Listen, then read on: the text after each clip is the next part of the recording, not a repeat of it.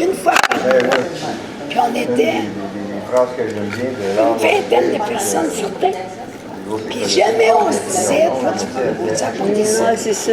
C'était toujours très bien équilibré. Il y avait de C'est vrai, hein? Il y a une sorte de magie. Oui, c'est dit oui. Est-ce que tout le monde a commandé? Est-ce que tout le monde a commandé? pas moi. Non, il y en a qui n'ont pas commandé encore, fait que je vais quand même commencer parce que je vais tenir le timing pour ceux qui ont à partir pour 11 heures. Hein? Donc, ben oui, c'est moi aujourd'hui qui va vous faire la causerie. Et puis, quand ils vont arriver pour les services pour prendre vos commandes, on va arrêter tout simplement pour laisser le temps de faire vos choix, de faire vos commandes. Puis, je vous invite à poser vos questions, si vous avez le goût de poser vos questions. Oui, Roger! Je suis complètement nouveau ici. J'ai reçu un courriel qui parlait de asseoir quelque chose. Puis, mais c'est quoi ton nom? Oui, j'y arrive. Je pense que je vais en avoir un tannant dans la gang. Oui, c'est ça. Donc, je voulais juste dire comment on va fonctionner. Donc, allez-y vraiment. Si vous avez des questions ou quoi que ce soit, pour rendre ça interactif puis le fun. Moi, je veux que ça soit ludique. Hein? Puis ça va être mon défi. Vous allez m'aider en même temps parce que moi, je suis enseignante, en fait formatrice depuis des années. Fait que parler, pour moi, c'est pas compliqué. Je connais mon sujet, fait que je peux vous en parler, je peux vous alimenter. Mais comme c'est une causerie, je veux aussi que vous soyez, vous veniez chercher l'information et pour vous, et puis en même temps que ce soit dynamique puis que ça soit le fun de le faire ensemble. Serge, est-ce que tu enregistres finalement? Oui. OK. Donc, Serge a affaire d'enregistrer. Moi, je ne prends pas l'engagement qu'André avait pris de le traduire sur papier, de l'envoyer à Roger, puis après ça, que vous puissiez le lire. Donc, on va faire ça au plus simple. Serge va me l'envoyer. Je vais le mettre sur mon site. J'ai un site privé YouTube. Fait que je vais mettre l'audio dessus si jamais vous voulez réécouter l'audio. Mais bon, si je vois qu'avec le temps, les gens, parce que je suis capable de voir si c'est écouté ou pas, si c'est pas écouté, maintenant on va arrêter de se donner ce trouble-là. Mais s'il y a des gens qui veulent l'écouter, Roger vous enverra le lien vers la plage pour pouvoir écouter les audios parce que je vais faire 5 présentations. En fait, 5 causeries sur des sujets différents. Donc, oui, pour ceux qui ne me connaissent pas, mon nom, c'est Francine Sainte-Marie. Et puis, s'il m'envoie un courriel, c'est Francine avec un Y, s'il vous plaît. Donc, voilà, donc c'est dit. Et, le sujet aujourd'hui, c'était, en fait, ma thématique, c'est un pas de plus vers soi en conscience. Je vais vous l'expliquer pourquoi j'ai choisi cette thématique-là. C'est la seule fois aujourd'hui, vu que c'est la première causerie, que je vais présenter la thématique, puis que je vais présenter un petit peu plus mon approche, puis pour vous donner un petit peu une idée de c'est qui Francine. Et le sujet aujourd'hui que j'ai choisi, c'était est-ce que vous êtes visuel, auditif, kinesthésique? Je sais qu'il y a plusieurs d'entre vous, vous avez déjà lu là-dessus, vous avez déjà entendu parler de ça. Donc, avant qu'on commence la causerie puis qu'on aille plus en profondeur dans le sujet, je veux que pour vous-même, vous identifiez est-ce que je suis visuelle, est-ce que je suis auditive, est-ce que je suis kinesthésique?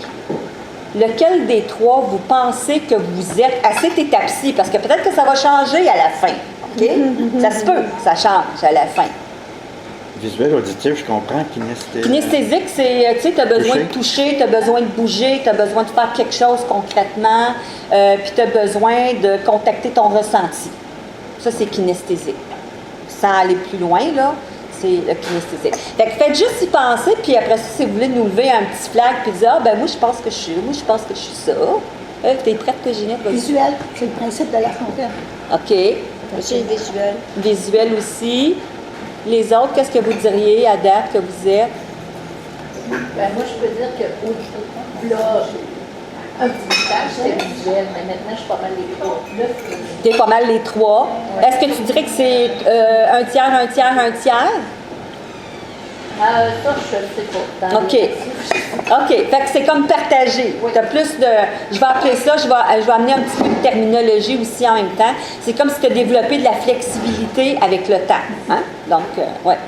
Moi, ce serait visuel et auditif, peut-être un peu plus visuel, mais dans ma tête, c'est pas clair encore. OK. OK. Super. Je pense C'est que- intéressant parce que j'entends des choses qui sont différentes de ce qui est dit. OK? Dans tout ce que vous avez dit, il y a des choses que moi j'entends qui sont différentes de ce que vous avez dit. OK, parfait. Oui, toi? Je dirais plus auditif parce que c'est plus des mots que des images. OK. C'est ça. Ouais. OK. C'est intéressant. C'est intéressant. OK. Ça me permet de connaître mon auditoire aussi en même temps. Fait que pour les autres qui n'ont pas parlé, qu'est-ce que vous diriez? Vous êtes auditif, visuel, kinesthésique? Moi, je pense que je suis plus visuelle, un peu kinesthésique, et peut-être que j'ai même un blocage au niveau auditif. Ah oui? Ah, ben, bienvenue dans la gang. J'ai déjà eu ce blocage-là au niveau auditif. Ouais, Françoise, il n'y a pas de souci. On a des Ouais. trucs pour développer. Ah ben c'est déjà une mise en conscience. Hein. Je pense que j'ai un blocage dans l'auditif. C'est déjà une mise en conscience de qui on est. Ouais. Qui d'autre que j'ai pas entendu? Visuel. Visuel pour toi. Ton prénom déjà, rappelle-moi? Vidia. Vidia, oui. Vidia. Oui, OK. Roger, toi, tu dirais quoi?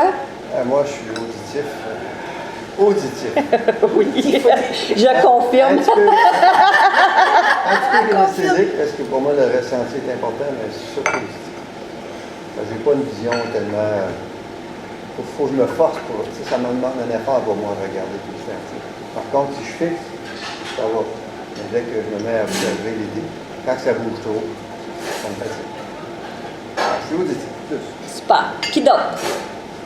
Vas-y. Je dirais surtout visuel. Surtout visuel. OK. Et puis, rappelle-moi ton prénom? Bettina. Bettina, toi, plus tu dirais? visuel, mais très instinctif. Le Donc, ressentir OK. tout de suite en partant. OK. Le kinesthésique aussi en même J'ai temps. besoin de preuves. Il faut que je vois pour OK. Ta preuve, c'est le voir. C'est pas le Ouais. ressentir. plus ressentir. Plus le ressentir. OK. C'est intéressant parce qu'il faut que je le vois, mais il faut que je le ressente. Super. Good. Alors, ben en tout cas, on fera le test à la fin pour voir s'il y a quelque chose qui a changé pour vous. Je disais que je voulais vous présenter en fait mon approche parce que pour ceux qui ne me connaissent pas, ben moi je suis entrepreneur. Là, je vous parle de ma 4e vie professionnelle, OK? Je vais écourter les choses. Donc, je suis entrepreneur depuis une 20aine d'années à peu près. J'ai eu une clinique de massothérapie pendant 5 ans, les 5 premières années, où je me suis formée au coaching, à la PNL, où je me suis formée aux constellations familiales, où je me suis formée à la théorie polyvagale, où je me suis formée à l'ikigai. Puis, bon, en tout cas, bref, c'est les 5 années où j'ai été entrepreneur. Mais Sarah, quand tu seras prête à prendre le restant des commandes, tu me diras, puis je vais arrêter de parler. Parfait, ben je pense que honnêtement, Tout le monde- madame ici. OK. Fait que Tout le monde a commandé? Oui? Non, je vais savoir ce que je veux. Ouais. Bon, attends, je vais Je vais mettre juste ça. aller porter des assiettes qui sont sur le passe, par exemple, j'aurais tout préparé. C'est bon. C'est bon. Donc, ça pour vous dire que j'ai quand même une... puis je fais juste un survol hein, de ce que j'ai fait dans les 55, 60 dernières années de ma vie. Donc, je fais juste un survol de ça, mais en même temps, pour ceux qui me connaissent, parce qu'il y en a qui ne me connaissent pas, vous allez me découvrir aujourd'hui, mais il y en a qui me connaissent. Mais ceux qui me connaissent, ben, je vous annonce que vous allez aussi peut-être me découvrir aujourd'hui. Parce que moi, je suis quelqu'un qui a un côté, je dirais que je suis un mini-wheat un peu. Hein? Donc, j'ai un côté drabe. Du mini-wheat. Mais j'ai le côté givré du mini-wheat aussi en même temps. Tu sais. Donc, mais mon côté givré, je le montre un peu moins. Peut-être que vous voyez plus le côté, je dis drabe, mais tu sais, c'est comme grano, bref, plein ce que vous voulez mettre dans le drap. J'aimerais appeler mon approche Amina Coaching, Amina pour âme. coaching intégratif parce que j'utilise toutes les approches que je vous ai nommées. La première chose que j'utilise dans mon approche, c'est toute l'approche spirituelle des choses. Dans le milieu, je suis reconnue pour ça. Puis dans ma clientèle que j'attire, c'est des gens spirituels. Donc, autant des gens d'affaires, des VP, toutes sortes de gens d'affaires que monsieur, madame, tout le monde sur un coin de rue avec qui je parle. Le côté, l'ouverture spirituelle est là, puis les gens m'en parlent facilement parce que moi, la porte est ouverte. Je ne vais jamais défoncer des portes pour aller dans une direction, mais si les gens le sentent dans l'énergie, la discussion va s'enclencher là-dessus d'une façon naturelle. Donc, c'est certain que c'est là. Plus la PNL, la programmation neuro-linguistique. Dans 2 semaines, j'ai-tu les dates? Dans 2 semaines, le 11 octobre, je vais vous parler du modèle de communication en PNL. Ça a l'air bien carré, ce que je vous dis, mais vous allez voir que c'est pas si carré que ça, finalement. Mais c'est une belle approche que moi, j'ai découvert avec le temps. Je vais vous parler, puis je vais faire du coq à l'âne, je vais parler de tout, je vais vraiment être intégrative dans tout ce que je vais vous dire, parce que peut-être que je vais parler de théorie polyvagale à certains moments. Je vais faire des liens, parce que tout est interrelié en réalité.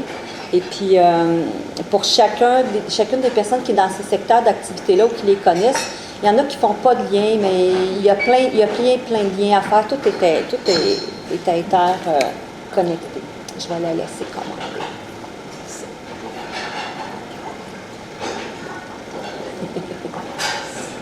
C'est très détaillé. On ne sait pas qu'est-ce qu'elle va manger. On va regarder sur le cavier. Je dis, on ne sait pas qu'est-ce qu'elle va manger. On va regarder les caviers. Ça, c'est la curieuse à l'intérieur de moi. J'ai rien entendu, mais est-ce que je vais checker mes Xavier, par exemple? Vous l'aurez compris, moi, je suis plus une visuelle, de façon préférentielle. Une bonne kinesthésique aussi en même temps. Donc, c'est ça, je parle de PNL, programmation neurolinguistique. Dans 2 semaines, je vais aller un petit peu plus là-dedans. Je vais avoir une causerie à un moment donné aussi sur les constellations familiales, parce que moi, je travaille en systémique depuis une 20aine d'années avec les lois de la systémique familiale, mais aussi organisationnelle, parce que dans les entreprises, on peut transposer ces lois-là. C'est super intéressant de les connaître pour nous personnellement, pour se connaître nous personnellement aussi. Théorie polyvagale, je vais vous en parler aussi. Ceux qui n'ont pas, pour qui théorie polyvagale, c'est de rien dire. Peut-être que vous avez entendu parler, il y a une grosse mode sur le nerf vague actuellement, comment activer le nerf vague pour être dans le calme, la sécurité. Donc, je vais faire une causerie là-dessus aussi. C'est vague, là, je sais pas. Oui, c'est ça. Je vais faire une causerie là-dessus parce que c'est vraiment interrelié, puis je vais semer tout au long des causeries qu'on va faire. La seule chose que je ne vais pas toucher dans les 5 qu'on a planifiées, c'est l'ikigai, parce que c'est un peu plus... on pourrait faire une causerie là-dessus, mais bref, de toute façon, avec tout ce que vous allez ramasser, si jamais vous rencontrez l'ikigai, vous allez pouvoir utiliser ces informations-là que vous allez avoir pour vous en servir. Comment ça s'appelle? Ça s'appelle? I-K-I-G-A-I. Très bon. Ouais, ça vient du Japon, puis ils ont développé, c'est leur rythme de vie avec différentes modalités de type de vie qui fait qu'il y a beaucoup de centenaires, et puis c'est beaucoup, quand tu te lèves le matin, l'ikigai, ça veut dire ta raison de vivre, tu sais. Fait que tu sois actif, ta raison de vivre. Fait que tu sois actif dans ta vie professionnelle, après ça, tu deviens actif dans ta vie à la retraite, n'est-ce pas? Donc, on devient actif aussi. Donc, pour moi, dans ma vision du monde, puis dans ce que je vais vous partager tout le temps, c'est que, en fait, on est des êtres multidimensionnels. Puis quand je dis multidimensionnel, en fait, depuis que je suis toute jeune, je contacte ça et je touche à ça régulièrement, même dans la profession que je fais. Donc, en fait, pour moi, on est une âme incarnée dans le 3D. Point final. Tu sais, c'est pas est-ce que le corps humain a une âme? C'est une âme qui s'incarne dans un corps humain. Puis ça va être c'est pour nous aider dans notre évolution de conscience, en fait. L'âme choisit une incarnation, puis choisit des conditions de vie, puis choisit des défis, puis choisit des dons qu'elle a, des ressources qu'elle a pour et à la fois son élévation de conscience et à la fois pour contribuer à l'élévation de conscience de l'humanité. Fait que je pense que tout le monde, on est là pour ça. Même ceux qui ne sont pas ici aujourd'hui ou qui sont à l'extérieur en train de se promener, où que nous soyons, qui que nous soyons, on est là pour apprendre quelque chose, puis on est là pour contribuer à quelque chose aussi en même temps. Et le principe qu'il y a derrière un pas de plus vers soi en conscience, c'est les 5 C, en fait. Donc, le premier, c'est la connaissance, la connaissance de soi, parce que si on se connaît, nous, ça nous permet de mieux connaître l'autre, qu'est-ce qui m'appartient, qu'est-ce qui appartient à l'autre. Et le fait de mieux se connaître nous permet de mieux nous comprendre, c'est le deuxième C. Nous comprendre, nous, en tant qu'individus, en tant que personne, comment on agit, comment on réagit, qu'est-ce qu'on aime, c'est quoi notre unicité, qu'est-ce qui est important pour nous dans la vie. Le troisième C, c'est que, en fait, si je me connais mieux, que je me comprends mieux, ça m'aide à mieux communiquer avec les autres. Puis en fait, il y a beaucoup de notions qu'on va voir dans les causeries qu'on va voir, qu'en fait, c'est comment je communique avec le monde et puis comment je peux mieux communiquer avec le monde. Parce que quand ça coule de source, il y a des gens, des fois, qu'on rencontre, je ne sais pas si ça vous est déjà arrivé, mais il y a des gens qu'on rencontre puis on a l'impression qu'on les connaît depuis toujours, ces gens-là. Ah, ça fait 5 minutes, on dit « oh, wow », c'est comme, on dirait que c'est des amis qui se sont retrouvés après une longue période de temps, alors qu'il y a d'autres personnes que quand on essaie de rentrer en contact avec cette personne-là, on dirait qu'il y a comme du sable dans l'engrenage. Mais le fait de se connaître et de se comprendre permet de mieux connaître l'autre, mieux le comprendre, mieux l'accueillir, puis faciliter la communication aussi en même temps. Et après ça nous permet de mieux connecter. Mieux se connecter à soi, premièrement, mieux se connecter aux autres, se connecter à l'univers, puis à tout ce que vous voudrez d'autre. Hein? Donc, ça nous permet de mieux se connecter. Et mieux se connecter à tous ces niveaux-là, ça nous permet de mieux co-créer. Parce que moi, je pense qu'on est incarné, on est là pour co-créer. On ne vit pas une vie tout seul, de façon isolée, mais on fait de la co-création avec plein de monde. Puis actuellement, pour les travailleurs de lumière, c'est très actif au niveau des rapproches. Ce qu'on fait, là, c'est du collaboratif, c'est de la communication, c'est de la collaboration. On est en train de co-créer quelque chose, soit concrètement dans la vie ou dans l'énergie pour nourrir quelque chose dans la vie. Donc, d'après vous, qu'est-ce que ça veut dire pour vous? Parce que moi, j'ai mis en conscience, mais qu'est-ce que ça veut dire pour vous devenir plus conscient? Pour vous, personnellement, ça veut dire quoi, devenir plus conscient? Parce qu'il n'y a pas vraiment de définition là-dessus, hein? Mais on a une définition chacun personnelle, ouais. Moi, c'est d'explorer les parties inconscientes de mon être. Autant personnel que cosmique, là. OK. Et c'est ouvrir les portes de l'inconscient parce que c'est inconscient, justement. Okay. Fait que c'est d'agrandir. Pour les rendre, tu les ouvres pour les rendre plus conscients pour toi-même, c'est oui, ça? ça devient conscient en les connectant. OK. Oui, c'est intéressant. Puis d'autres? Ouvrir à des choses qu'on ne connaît pas ou qu'on n'est pas confortable avec. Donc, ça ouvre sur autre chose, nos angles morts, en réalité. Quelqu'un d'autre? C'est quand tu as dit on est une âme qui a un corps et non pas un corps qui a une âme, bien, l'âme est comme l'éternel, elle a toute la conscience. Donc, c'est que notre ego, notre corps, Plus fort. connecte davantage avec l'âme. Elle est déjà consciente. Mais donc, augmenter la conscience, c'est amener la ligne plus proche de l'âme et plus loin de l'ego. Quelque chose de même. OK, bon, on en reparlera de l'ego, peut-être pas aujourd'hui, là, mais on en reparlera de l'ego parce qu'il y a comme 2 dimensions, à mon avis, de l'ego, là. Moi, je dirais dans des mots très simples, là, c'est savoir ce qui se passe. OK. Ouais. Savoir ce qui se passe en dedans de soi, saisir ce qui m'habite, saisir ce qui habite le monde, comprendre en profondeur, pas juste avec la tête, mais dans le senti. T'es là. T'es là. C'est vrai, c'est ça. Fait que c'est autant, ce que j'entends, c'est autant une présence interne toi, qu'est-ce qui se passe à l'intérieur de toi, qu'une conscience externe, qu'est-ce qui se passe à l'extérieur de toi. C'est ça. Quelqu'un d'autre a quelque chose à ajouter là-dessus? Oui, vas-y, Ginette, Roger, après.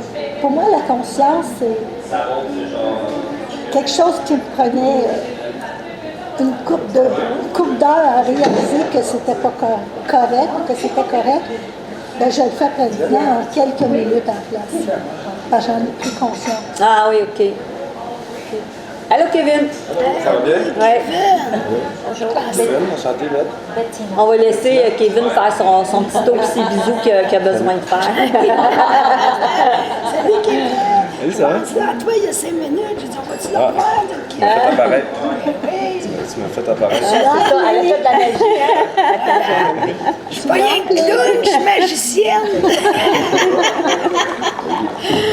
Comme ça s'est développé ici. Genre, la fois que je suis venu, ça arrivait là. C'est beau, hein? Donc, OK.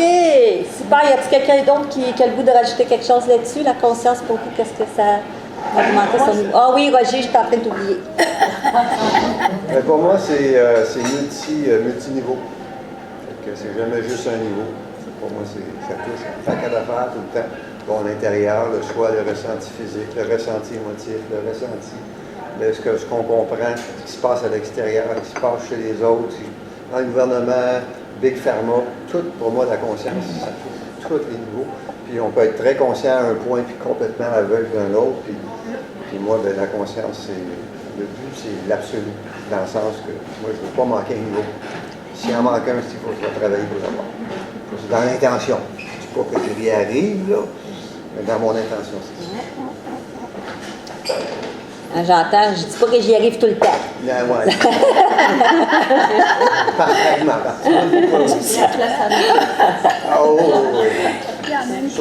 Est-ce qu'il y a quelqu'un d'autre qui a le goût de changer là-dessus? Ben, moi, peut-être, je peux dire mon opinion.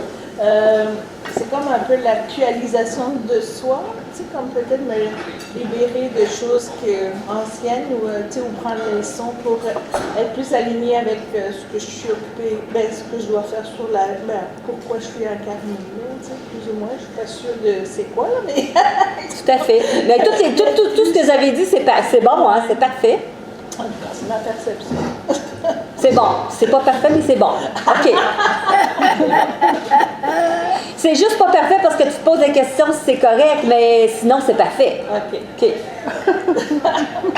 Y a quelqu'un d'autre qui veut rajouter quelque chose là-dessus? Oui, vas-y. C'est tranquillement être plus proche de la réalité. Alors, c'est donc quelque chose qui est vrai, qu'on ressent que c'est vrai. Alors, que ce soit dans la méditation, lorsqu'il y a des choses qui font surface, ça peut être des choses qu'on a déjà vécues, ça peut être n'importe quoi, tous les niveaux comme je disais. Alors, des fois ça éclaire, et on peut justement faire des liens. Et selon l'intention aussi. Merci. Qu'est-ce qui va ressurgir va être justement plus proche de la réalité, plus proche de quelque chose qui est vrai. Ouais, tout à fait. Bon, là, fait que là, je lève mes yeux. C'est quoi?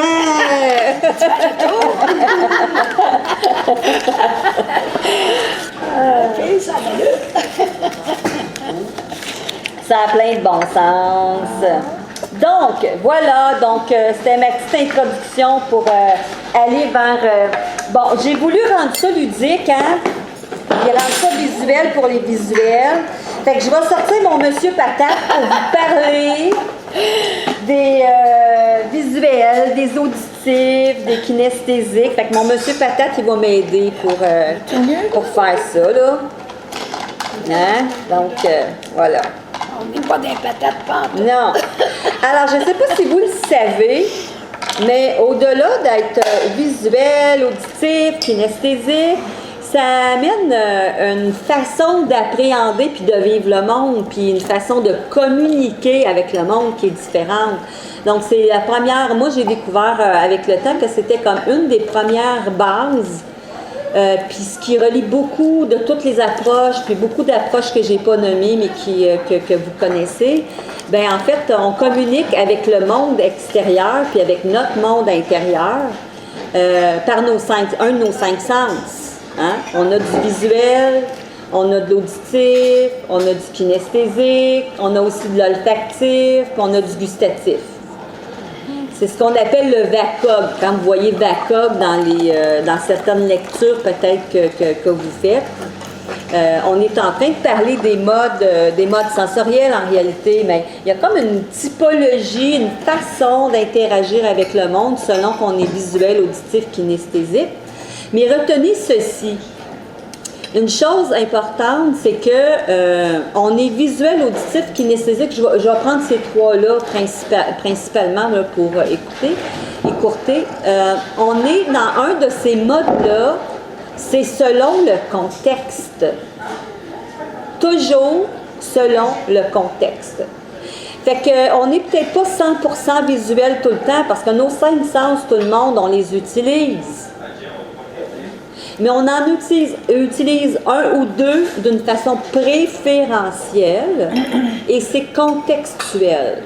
Donc, contextuel, ça veut dire que avec qui, où, quand, ça c'est le contexte.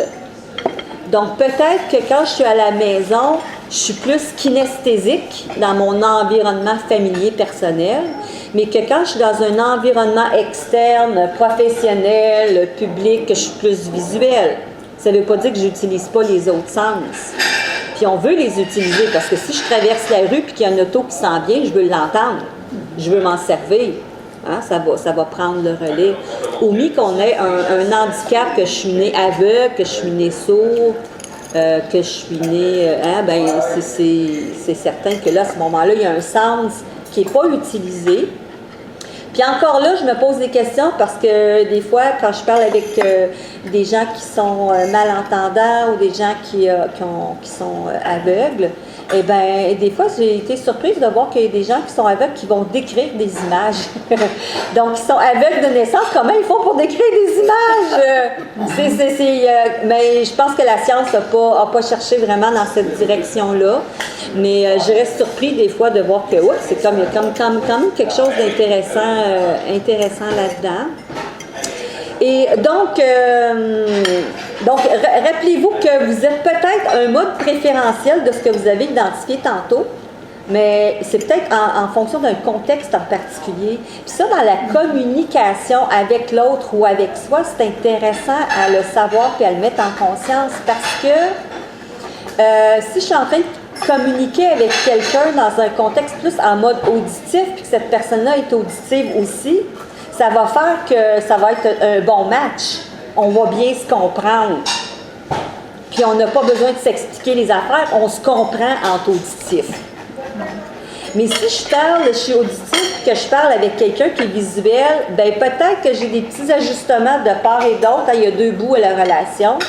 Donc peut-être qu'il y a des petits ajustements que j'ai à faire pour aller rejoindre l'autre dans son modèle du monde auditif, au visuel. Puis c'est les liens que je veux vous faire aujourd'hui dans nos communications. Nous, dans le contexte dans lequel on est, c'est quoi mon mode préférentiel, qui fait que je réagis et que j'agis de cette façon-là, ou que je suis ouvert à je comprends bien l'autre ou je comprends pas bien l'autre, puis là j'ai comme un ajustement. C'est comme si on faisait une traduction un peu.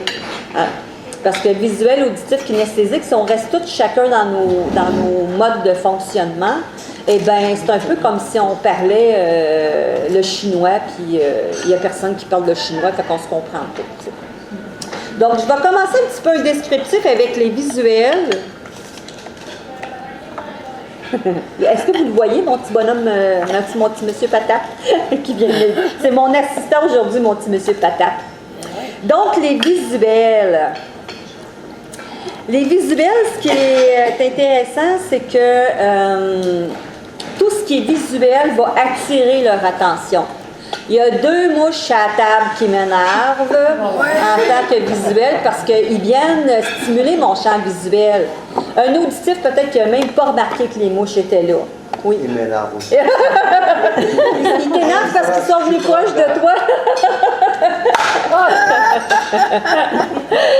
Donc, tout ce qui se passe pour quelqu'un qui est visuel, sachez qu'un auto qui passe, un enfant qui passe, une mouche qui passe, ça attire mon attention parce que ça bouge, puis c'est dans mon champ d'intérêt.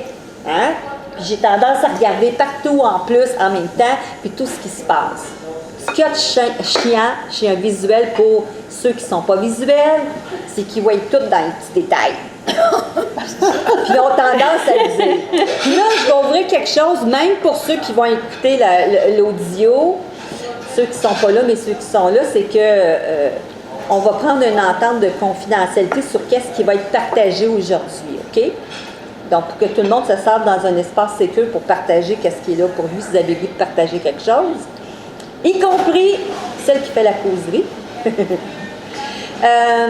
Et en même temps, ben, pour vous rendre ça plus clair, moins plate, moins drabe, je vais utiliser la petite vie de Francine. OK? Donc, des anecdotes, soit pour moi, soit pour... en lien avec moi, évidemment, ben, dans mes anecdotes, il va y avoir ma relation à Roger, hein, parce qu'on n'est pas sur le même mode sensoriel, il a fallu apprendre à communiquer ensemble.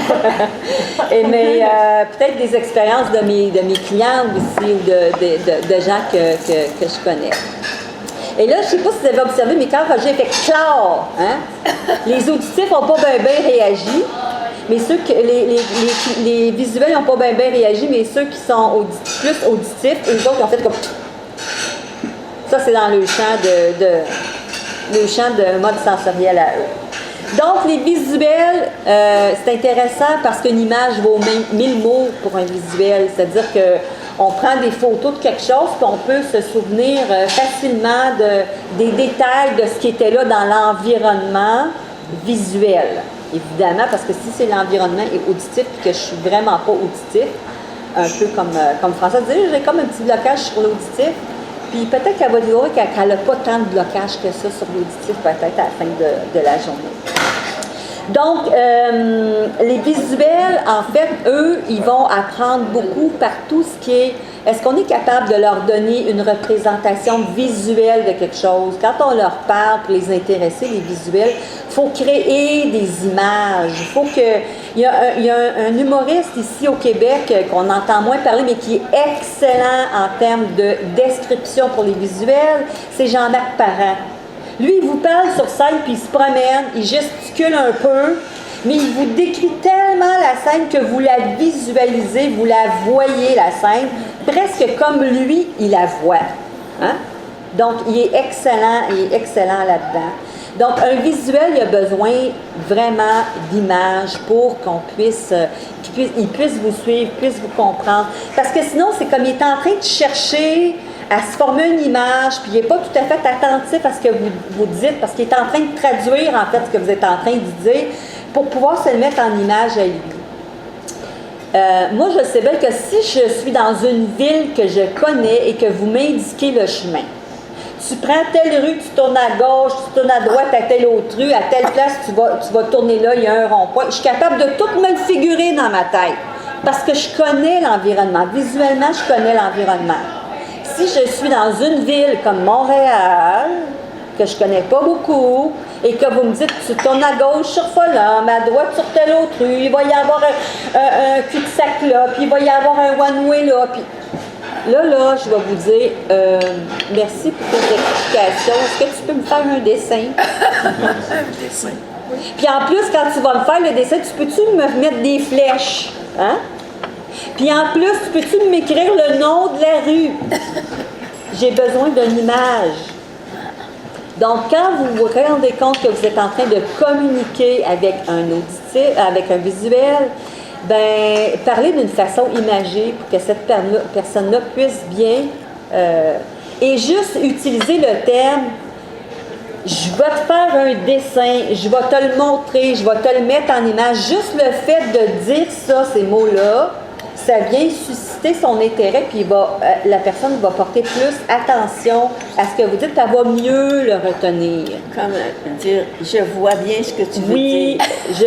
Oui, exactement. Je vois ce que tu veux dire, je m'en fais une belle représentation. Juste dire que c'est beau, c'est coloré, c'est le monde visuel, là, c'est le monde des artistes visuels, hein? Toutes les couleurs, toutes les formes, les textures qu'on peut voir, mais les textures, on peut les toucher, mais on peut les voir aussi, les textures. Donc ça, c'est le monde du visuel. Il y a vraiment, regardez, puis il y a 2 yeux en plus. Fait qu'il y en a de besoin. Il y en a vraiment beaucoup, beaucoup de besoins.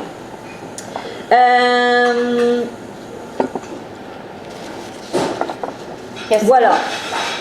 Oui, vas-y. Est-ce que ces personnes-là, qui sont visuelles, est-ce qu'ils sont plus désemparés quand ils perdent cette faculté-là? Si en vieillissant, tu fais des cataractes et tu ne vois plus aussi clair, est-ce qu'ils sont plus désemparés? Oui. Parce que là, en fait, il va y avoir une période de transition parce que, tu sais, on peut développer tous nos sens, hein? C'est Marie-André tantôt qui disait, je pense que je suis à peu près égale un peu partout. Des fois, la vie, dans le contexte qu'on vit, nous amène à développer tous nos modes sensoriels. Ça, c'est l'idéal, développer tous nos modes sensoriels. Parce que ça nous permet de s'adapter, d'être résilient. Ça aide la résilience, en fait, de développer tous nos modes sensoriels. Puis ça nous aide à entrer en contact avec le modèle du monde de n'importe quel mode sensoriel. Donc, de tout le monde. On va s'ajuster, tout simplement, avec la personne. Donc, ça nous donne une grande flexibilité. Mais sachant que, tu sais, le cerveau, il se développe tout le temps, hein? Il y a de la plasticité, c'est pas fixe. Puis ça... Donc, si à un moment donné, tu deviens non-voyant de plus en plus avec le temps, bien, tu es en train de développer d'autres sens en même temps pour compenser. Donc, c'est-à-dire qu'il reste de la place pour développer d'autres choses, mais plutôt que d'être contraint à le développer, bien, moi, ce que je vous invite, c'est à développer tous vos sens d'une façon consciente et volontaire. Parce que ça va juste vous permettre de mieux dire, coudonc, cette personne-là est auditive, ok, ben, je vais l'ajuster à sa façon de communiquer. Et sachez que quand vous avez le lead de la communication, c'est-à-dire que c'est vous qui voulez rentrer en contact avec quelqu'un. C'est à vous à vous ajuster à l'autre personne pour faciliter la relation. Ça ne veut pas dire que, mettons, moi, même si j'ai développé tous les modes sensoriels, ça ne veut pas dire que je vais toujours m'ajuster à quelqu'un. Des fois, je ne suis pas dans un lit de relation. Des fois, c'est moi, je veux que les gens viennent me chercher. Hein, on n'est pas toujours en train d'être de l'idée, mais des fois, j'ai besoin que les gens viennent me chercher, ou je me mets dans une posture où je laisse les gens venir me chercher. Donc, je laisse les gens venir me rejoindre dans mon modèle du monde à moi. Ouais. Est-ce qu'il y a des trucs pour savoir si la personne devant soi? Oui. Donc, un des trucs on appelle ça des indices d'accès. Un des trucs, c'est écouter les mots que la personne va dire. Hein, donc, est-ce qu'on peut regarder ça ensemble, viens voir, j'aimerais ça te montrer ça, mais il veut vous le montrer en image. Il ne veut pas juste, c'est vraiment une image qu'il veut vous montrer. Les mots clés. Oui, il y a des mots-clés par rapport à ça. Ce qu'on appelle, c'est des prédicats, c'est des mots à caractère sensoriel. On appelle ça des prédicats, où il y a des expressions que la personne va... Et à partir du moment où la personne vous décrit quelque chose en termes de beauté, en termes... Juste décrire un environnement, c'est du visuel. Au mieux que je suis en train de vous le décrire d'une façon auditive.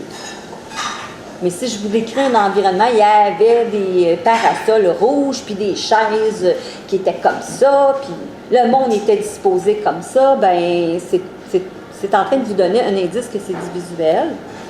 D'autant plus que quelqu'un qui est visuel, quand vous posez une question, si la personne dit « va chercher comme ça », est-ce que vous voyez bien les yeux? Ça va se promener comme ça. Okay? Des fois, c'est même la tête. Des fois, c'est juste les yeux. Des fois, c'est même la tête. La personne est en train de chercher des images. Donc là, si vous êtes en train de parler en termes kinesthésiques ou en termes auditifs, bien, changez votre discours et allez vers du visuel. OK, qu'est-ce que tu vois?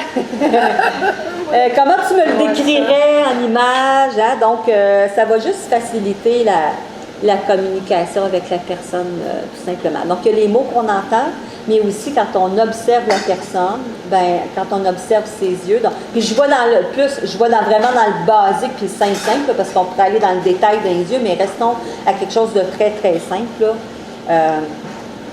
Tantôt, quand vous... Évidemment, quand vous êtes en contact avec quelqu'un, même si vous n'êtes pas visuel, vous voulez avoir du feedback de l'autre personne. Est-ce que le contact est là?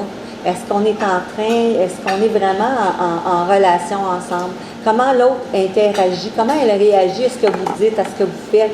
Vous avez besoin de la regarder, la personne, pour être capable de le voir, de le calibrer. Si je ne veux pas utiliser juste un terme visuel, mais d'être capable de le calibrer. On peut calibrer avec nos yeux, avec nos oreilles, avec notre ressenti. Hein? On peut le calibrer de toutes sortes de façons. Donc, pour avoir ce feedback-là de l'autre, comment ça va dans la communication, bien, j'ai besoin que quand je parle à quelqu'un, de le regarder pour avoir le feedback. Sinon, je m'en vais dans l'auditif.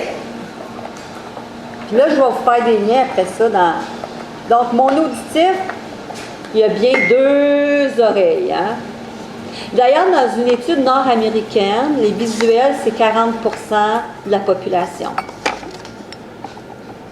Les auditifs, c'est 10% de la population. OK? Donc, oui. Les 50 autres, c'est-tu qui... Ça s'en vient. Ça s'en vient. Non, 15% non, 15% les auditifs, parce qu'il y a un mode dans l'auditif, on va séparer le 15. Tu dis que 90% du monde n'écoute pas? Ça veut dire que tu écoutes moins. Tu écoutes avec tes yeux, peut-être. Ou avec ton ressenti, peut-être. Mais tu écoutes moins avec tes oreilles. C'est peut-être pour ça que... Ah, tu me l'as dit? Ben non, je n'ai pas entendu ça. Ah, tu me l'as dit, je n'ai pas entendu ça. Des fois, ma blonde, elle me demande de répéter qu'est-ce qu'elle a dit. Je suis comme... Qu'est-ce que je viens de dire? Écoutez, qu'est-ce que j'ai dit? Ouais, donc les visuels. Pas les visuels, les auditifs. Hein? Donc, les auditifs. Eux, ils ont besoin d'entendre les auditifs. Donc, parlez-leur. Parce que si vous ne leur parlez pas, eux autres, c'est comme le monde est éteint. La radio est éteinte et il n'y a plus d'activité, puis c'est bien plate pour eux autres. Fait qu'ils ont besoin d'entendre. Un auditif a besoin et à la fois d'entendre et à la fois de le dire à haute voix. Pas se le dire à lui-même, le dire à haute voix. Ça leur permet de processer. Donc, quand ils réfléchissent, les auditifs, ils vont réfléchir avec quelqu'un qui est là pour échanger. Viens, j'ai quelque chose à te partager, j'aimerais parler avec toi, j'aimerais échanger avec toi. C'est tous des termes d'auditifs, ça. J'aimerais parler avec toi, j'aimerais échanger avec toi. J'aimerais ça te dire quelque chose. C'est un auditif, hein? J'aimerais ça te dire quelque chose. Alors qu'un visuel va vous dire, j'aimerais ça qu'on regarde quelque chose ensemble. C'est bon. Okay. D'ailleurs, chez nous, parce que moi, je suis une visuelle, mais Roger, c'est un auditif. Donc, d'ailleurs, chez nous, quand on va écouter, quand on va à la télévision, moi, je vais regarder la télévision, puis lui, il va écouter la télévision. C'est ça qu'on se dit. Viens, on va-tu écouter la télévision? Oui, viens, on va aller regarder la télévision. Parce que moi, je regarde la TV, puis lui, il écoute la TV. C'est bon, ça, c'est vrai. Le côté chiant des auditifs. Parce qu'on a parlé des visuels, mais le côté chiant des auditifs, oui. C'est quoi le côté chiant des visuels d'abord? Ben oui, je l'ai dit tantôt, le côté chiant des visuels, c'est qu'ils voient tous les petits détails. Ah, les petits détails. Oui, ils voient tous les petits détails, eux autres. Ça te fait pas chier, toi, ça, dans la vie? À toute vue, même une miette, à toute vue. Non, je te touche la mouche. Moi, C'est une expression, elle a des yeux tout autour de la... Ah oui, c'est bon, ça. Elle a des yeux tout... Elle voit tout, Testie, elle voit tout. Ben oui, c'est ça. Je me force pas, ça me saute dans les yeux. J'ai un indice, moi, souvent, comme quand je demeurais à Montréal, il y avait bien du monde partout les métros. Je voyais tout le temps, je voyais les gens. On vient étourdi, hein? Là, ben oui, là, disais à la personne, tu m'as pas vu? Ben non, mais je dis, moi, je vois tout le monde, je vois tout. C'est ça. Souvent, C'est ça. C'est un bon indice de visuel, ça. Ouais, Tout à fait. Donc, je reviens au côté chiant des auditifs.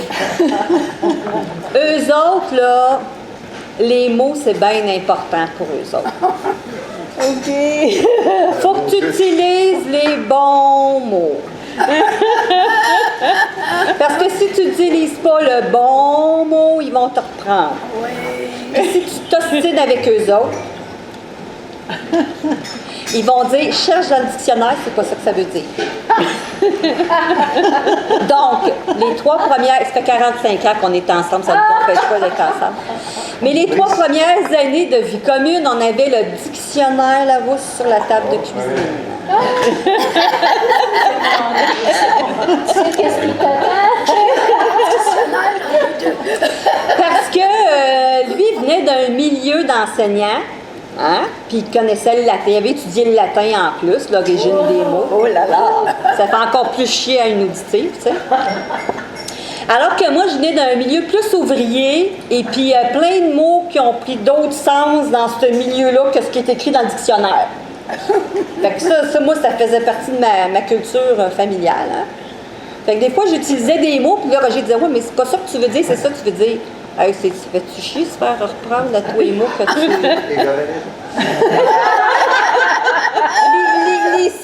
si j'avais, ben oui, mais là, moi, ça, tu viens de me couper le stiflet dans mon échange, là, quand tu viens me couper. Mais je sais pas combien de fois qu'il me reprend encore des fois là-dessus. Alors, là, maintenant, je garde le fil conducteur de ma pensée, là, sachant, n'est-ce pas, que ça se peut que ça coupe à tout moment. Mais là, j'ai appris à développer mon auditif, fait que je m'entends le dire, puis je me reprends tout seul. De l'autocensure. Hein? L'autocensure. Oui. Fait que ça veut dire que quand vous êtes en train de parler avec un auditif, ça se peut qu'il va parler beaucoup, mais comme il n'y a pas, s'il n'a pas développé son visuel, parce qu'il peut développer son visuel, s'il n'a pas développé son visuel, il vous écoute, mais il ne vous regarde pas. Ah. Donc, des fois, vous en avez ras le pompon jusque-là, là, mais il continue à parler. Parce qu'il ne vous regarde pas. Il ne sait pas que vous n'avez ras le pompon juste là. Parce que peut-être qu'il est en train de regarder ailleurs pendant qu'il vous parle. Ou peut-être même qu'il est ailleurs physiquement pendant que vous y parlez. Alors là, un visuel qui parle avec un auditif qui est rendu dans la pièce à côté, qu'est-ce qu'il fait? Il va le voir. Soit qu'il va aller le retrouver parce qu'il a besoin de le voir pour y parler, ou quand l'autre... Moi, des fois, je dis, là, si tu me parles puis j'ai pas mes lunettes, là, puis que je te regarde pas, là, j'entends pas. Tu mets tes lunettes pour l'entendre. Imagine qu'il est rendu dans la pièce à côté. Ben moi, ce que ça faisait, la deuxième chose que ça peut faire, c'est j'arrête de parler. C'est ça. Je parle dans le vide. Je parle au mur. Je parle à qui? Et voilà. Il m'écoute pas. Mais en réalité, il entendait. Mais en réalité, lui, il est en contact avec toi, il est en communication avec toi. Mais oui. Bon, ben là, écoute, continue ta phrase, je suis en suspens. Comment t'es en suspens? Ça t'intéresse pas? T'es rendu dans le salon pendant que je te parle. Non, mais je t'écoute. Donc, les auditifs n'ont pas besoin de vous regarder pour être en contact avec vous. Donc, si vous parlez avec quelqu'un qui est auditif ou qui est passé en mode auditif, hein, parce qu'on peut passer d'un mode à l'autre, qui est passé dans un mode auditif, ça se peut qu'il ne vous regarde pas. Mais ça ne veut pas dire qu'il n'est pas en contact. S'il continue à vous parler, il est toujours en contact avec vous. Donc, moi, je trouve que c'est intéressant d'apprendre que moi, je suis visuelle, puis que lui, il est auditif. Et que c'est pas parce que je suis visuelle que quand je parle dans la vie de tous les jours des choses du quotidien, que je dois l'obliger à me regarder, à être différent de ce qu'il est. Je vais accepter maintenant que s'il continue à parler puis qu'il est dans le salon, je vais continuer à parler avec.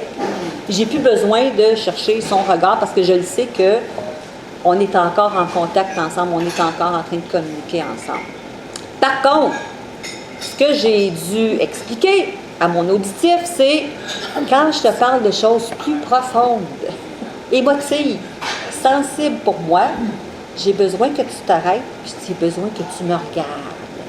J'ai besoin que tu sois là, puis que visuellement, je vois que tu es là avec moi. Donc, vous voyez, hein, c'est donc, qu'est-ce que j'ai de besoin, moi, comme visuel, mais qu'est-ce que l'auditif a de besoin aussi? À l'inverse, un auditif qui arrive, mettons un visuel qui arrive à la maison, puis mettons que c'est un visuel, je vais me prendre moi, c'est un visuel qui n'est pas très spécifique, il ne donne pas beaucoup de détails. Tu arrives à la maison après une journée, puis Roger me dit « Comment ça va ta journée? Comment ça a été? » Ça a bien été. Pas besoin d'en dire plus. Ça a bien été.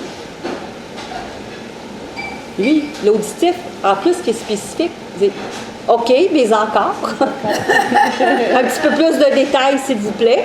Hein?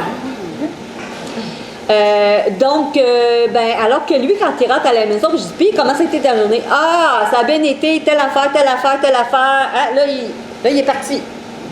Il me raconte. Donc, il est auditif, mais il est spécifique aussi, en même temps. Mais ce n'est pas tous les auditifs qui sont spécifiques.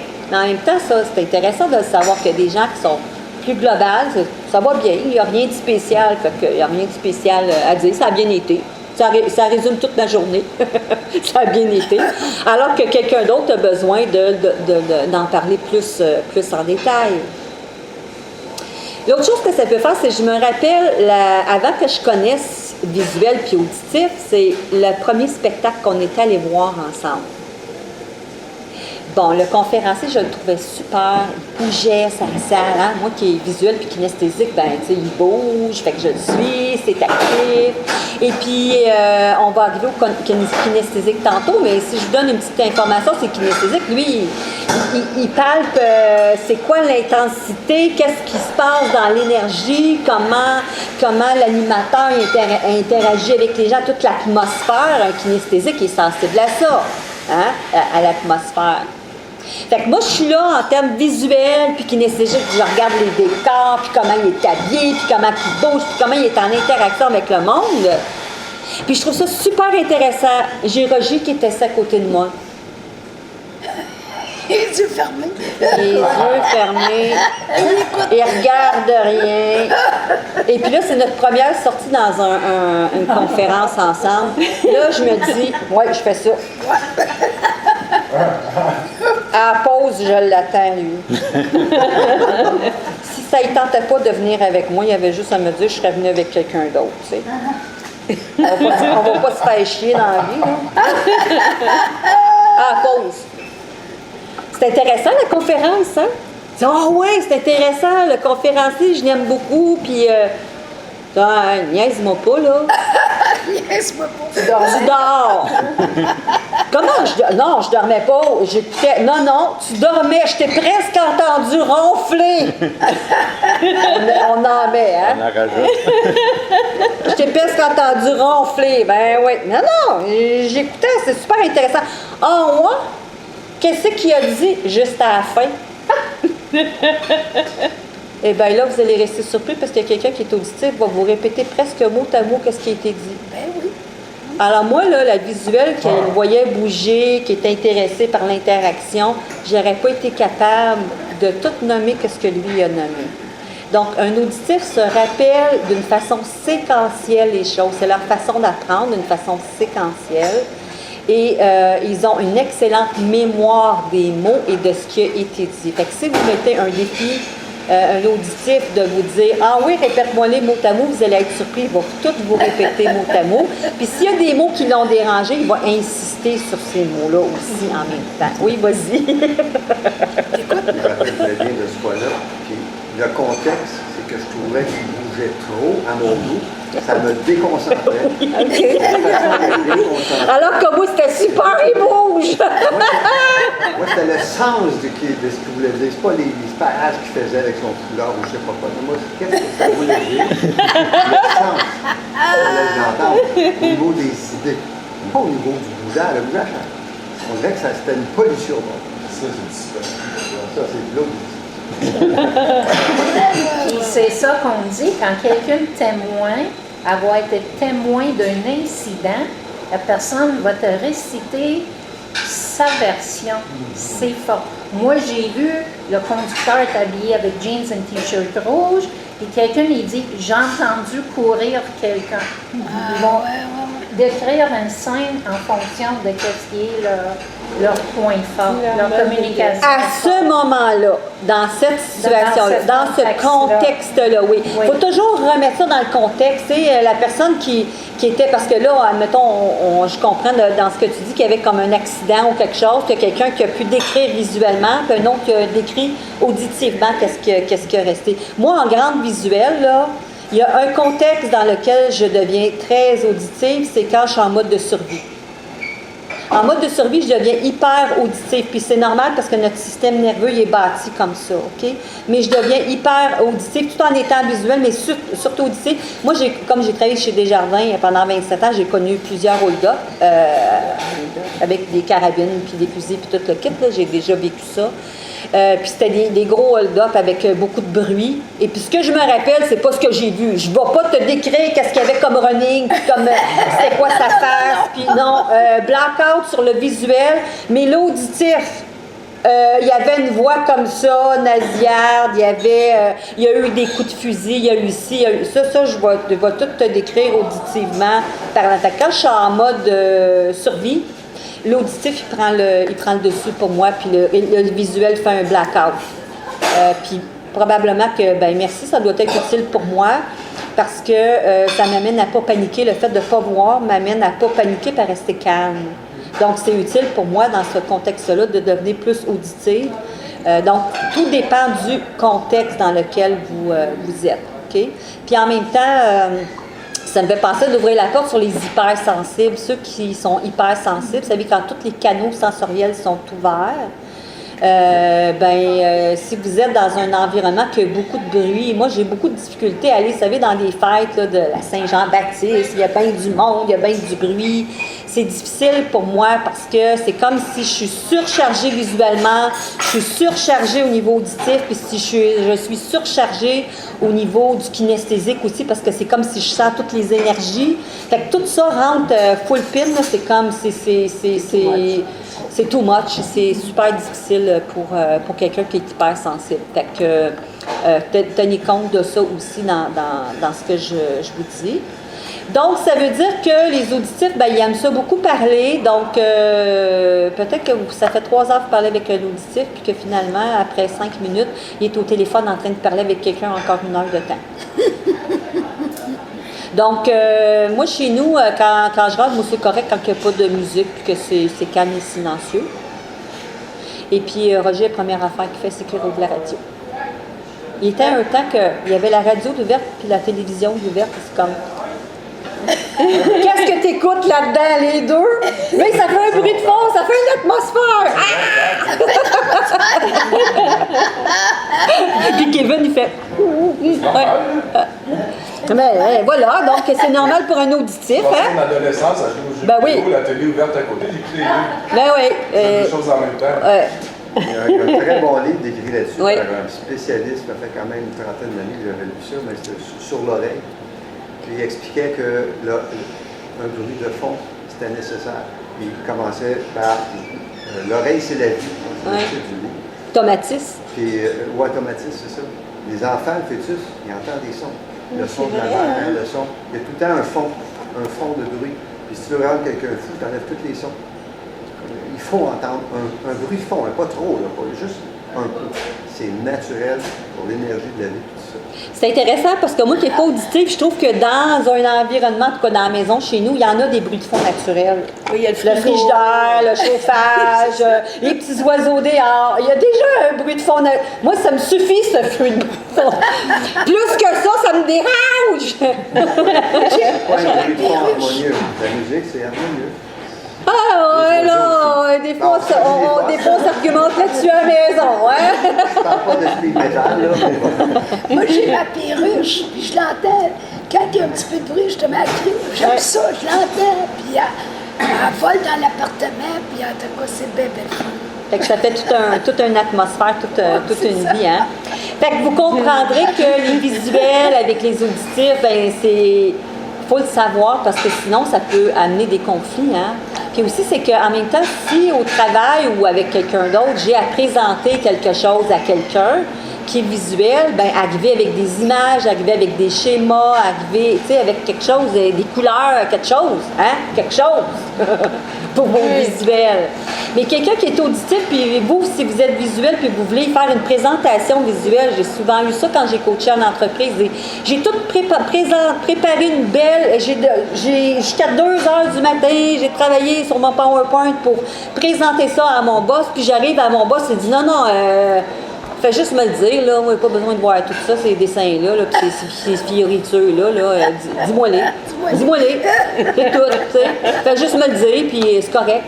Hey, mais l'autre qui est visuel, il s'est donné à fond pour faire une belle présentation, puis l'autre qui est auditif, il s'en contrefou, il veut juste entendre que c'est ça. Hein? Fait qu'il y a ça aussi qu'il faut se préparer. Vas-y. Pour les visuels, à cause des mots, moi, ce que je vais aimer dans les présentations, c'est des tableaux avec des comparatifs, des choses précises, qui donnent du sens, de la richesse, plutôt que juste une image de quelque chose. Je voudrais qu'on des images, moi, il faut que ça soit informatif. Et quand c'est visuel, OK, c'est dense, il y a quelque chose, c'est pas juste une image de quelque chose pour, je sais pas, boucher un coin, mettre ça beau. L'esthétique, pour moi, est très secondaire. Je pense que ça n'a pas sa place. Oui, Serge. Non, il y avait toi avant, puis Serge après. Ma question, c'est, est-ce que d'une manière générale, par exemple, les femmes seraient plus visuelles, les hommes plus auditifs? Il n'y a rien là-dedans. Parce que moi, mon impression, mais ça, c'est juste mon impression, c'est que les femmes seraient plus visuelles et les hommes plus auditifs. Ça se peut-tu? En tout cas, moi, c'est... Mais en tout cas, ça se peut, mais il n'y a pas d'études scientifiques là-dessus. Okay. Il n'y a pas d'études scientifiques là-dessus. En tout cas, ici, il y a 3 gars, les 3 ont dit qu'ils étaient auditifs. Et puis la plupart des femmes ont dit qu'elles étaient visuelles. Et moi, ce que j'allais dire par rapport à ce que Roger vient de dire, que je comprends, mais s'il parle avec Robert Lafontaine, qui est caricaturiste, lui est capable de passer dans une image. Une seule image, là, l'équivalent d'un livre complet. Il y a des gens qui ont cette faculté-là. C'est très bon. Les deux sont vrais. Oh oui. Pour un visuel, il va tirer plus d'informations de l'image, tandis que l'auditif va regarder la même image, puis tu sais. C'est autre chose qui Fait que c'est ça. C'est pas comme un qui est plus mieux ou plus. Mais en fait, c'est d'utiliser, de développer tous les modes sensoriels, ça c'est l'idéal. Ça dépend du caricaturiste. Il y en a qui lancent à la coche, tu vois l'image, tu reçois comme ça, alors que d'autres, faut que tu fouilles. Non. Ben oui, c'est vrai. Il faut que tu fouilles un peu pour trouver. Non, moi, ça, c'est... Oui, mais dans ceux qui écrivent, sont bons, là, ouais. OK, il y en a qui tournent autour du pot puis ils mettent jamais le doigt dessus. Oui, il y a ça aussi. Ouais. Alors, c'est spécifique, c'est ce qu'elle disait. Oui, mais ça, là, on rentre dans une autre catégorie, mais je fais quand même une petite ouverture là-dessus. À date, en tout cas, j'apprends beaucoup de choses. Ouais, super. Très génial. Super, moi aussi. Donc, on a dit que les auditifs, c'était 15 mais en fait, retenez que auditif, là, je viens de parler de l'auditif externe. Il y a besoin de l'entendre, puis il y a besoin de le dire.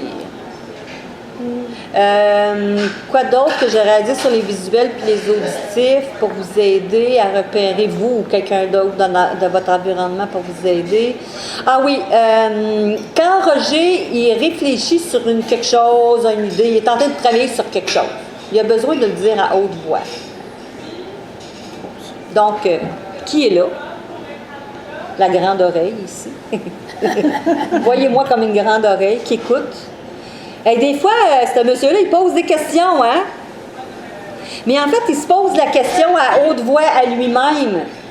Puis moi, au début, c'était comme, il me pose une question, hein, que je trouve une réponse intelligente en plus, parce que le gars était intelligent, tu sais, fait que je cherche une réponse intelligente, puis quand je l'ai, ben, je donne ma réponse intelligente. Puis il dit, non, mais c'est parce que je t'ai pas demandé de répondre à la question. Non, mais pourquoi t'as posé la question si tu veux pas de réponse? Ben, c'est juste parce que je suis en train de le réfléchir à haute voix, là, OK. Puis là, des fois, ironiquement, des fois, il me pose des questions, puis je réponds pas.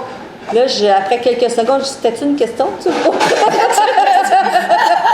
Tu réfléchissais à haute voix.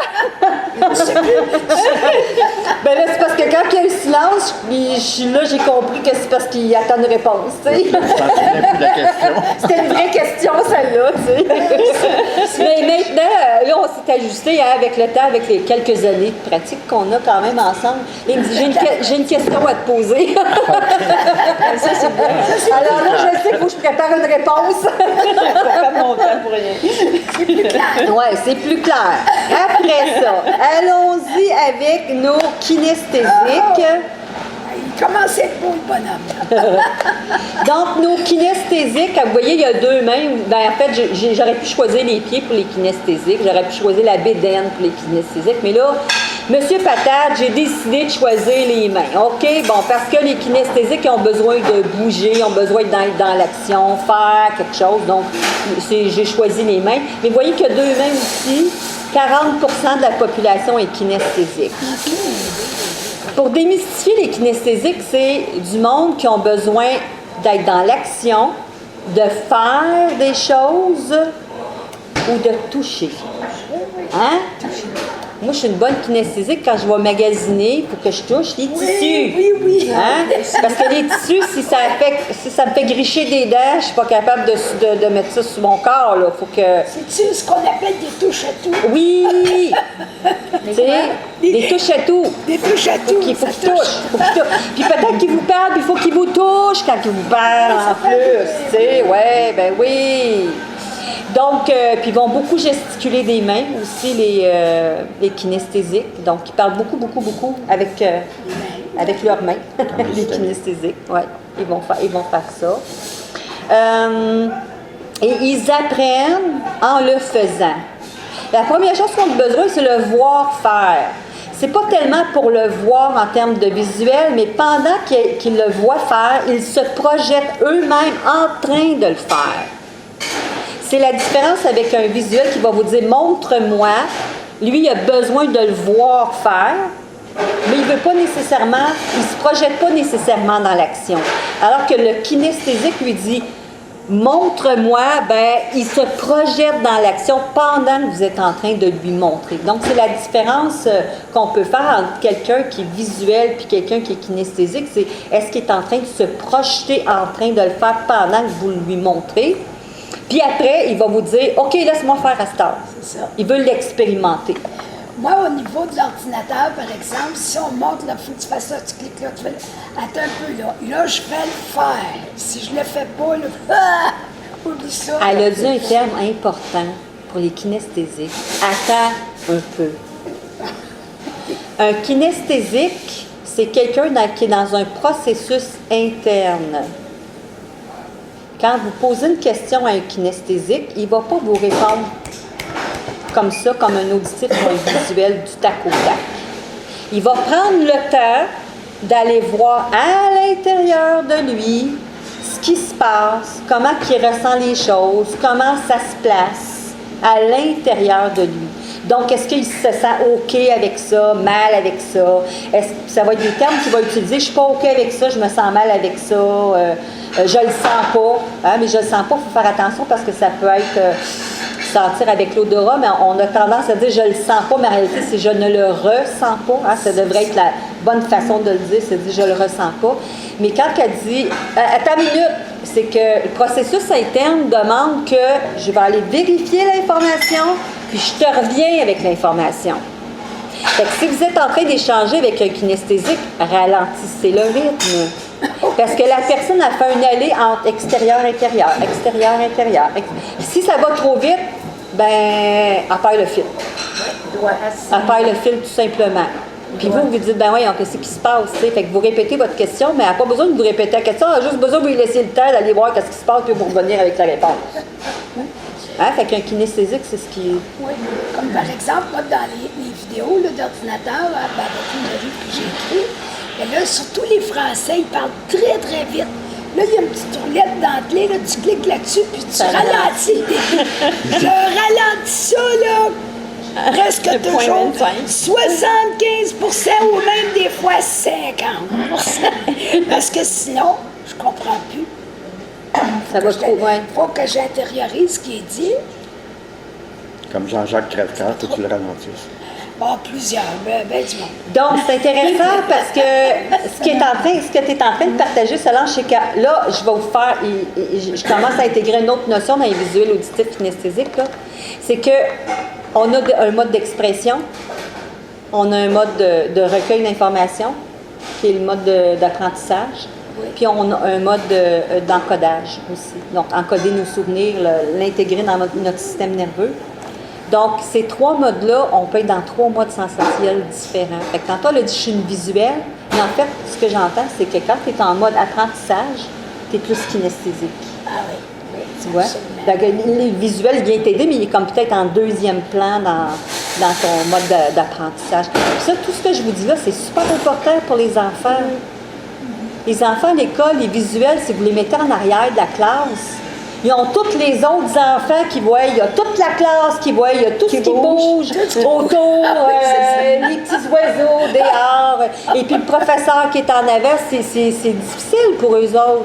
Fait que les visuels devraient être en avant pour voir le professeur, puis que le professeur les regarde régulièrement, parce que c'est ce qui facilite leur apprentissage à eux. Ils ont besoin de bien voir tout ce qu'ils ont à voir. Alors qu'un auditif, vous pouvez mettre dans le fond de la classe, ben lui, ça va moins le déranger. Un kinesthésique, ça va moins le déranger. Par contre, un kinesthésique, c'est si j'ai besoin d'un enfant pour faire une démo au tableau ou faire une démo devant quelqu'un, je vais aller chercher un kinesthésique qui a besoin d'être dans l'action, lui. Puis ça va être facilitant pour lui, en plus d'être dans l'action, de l'apprendre.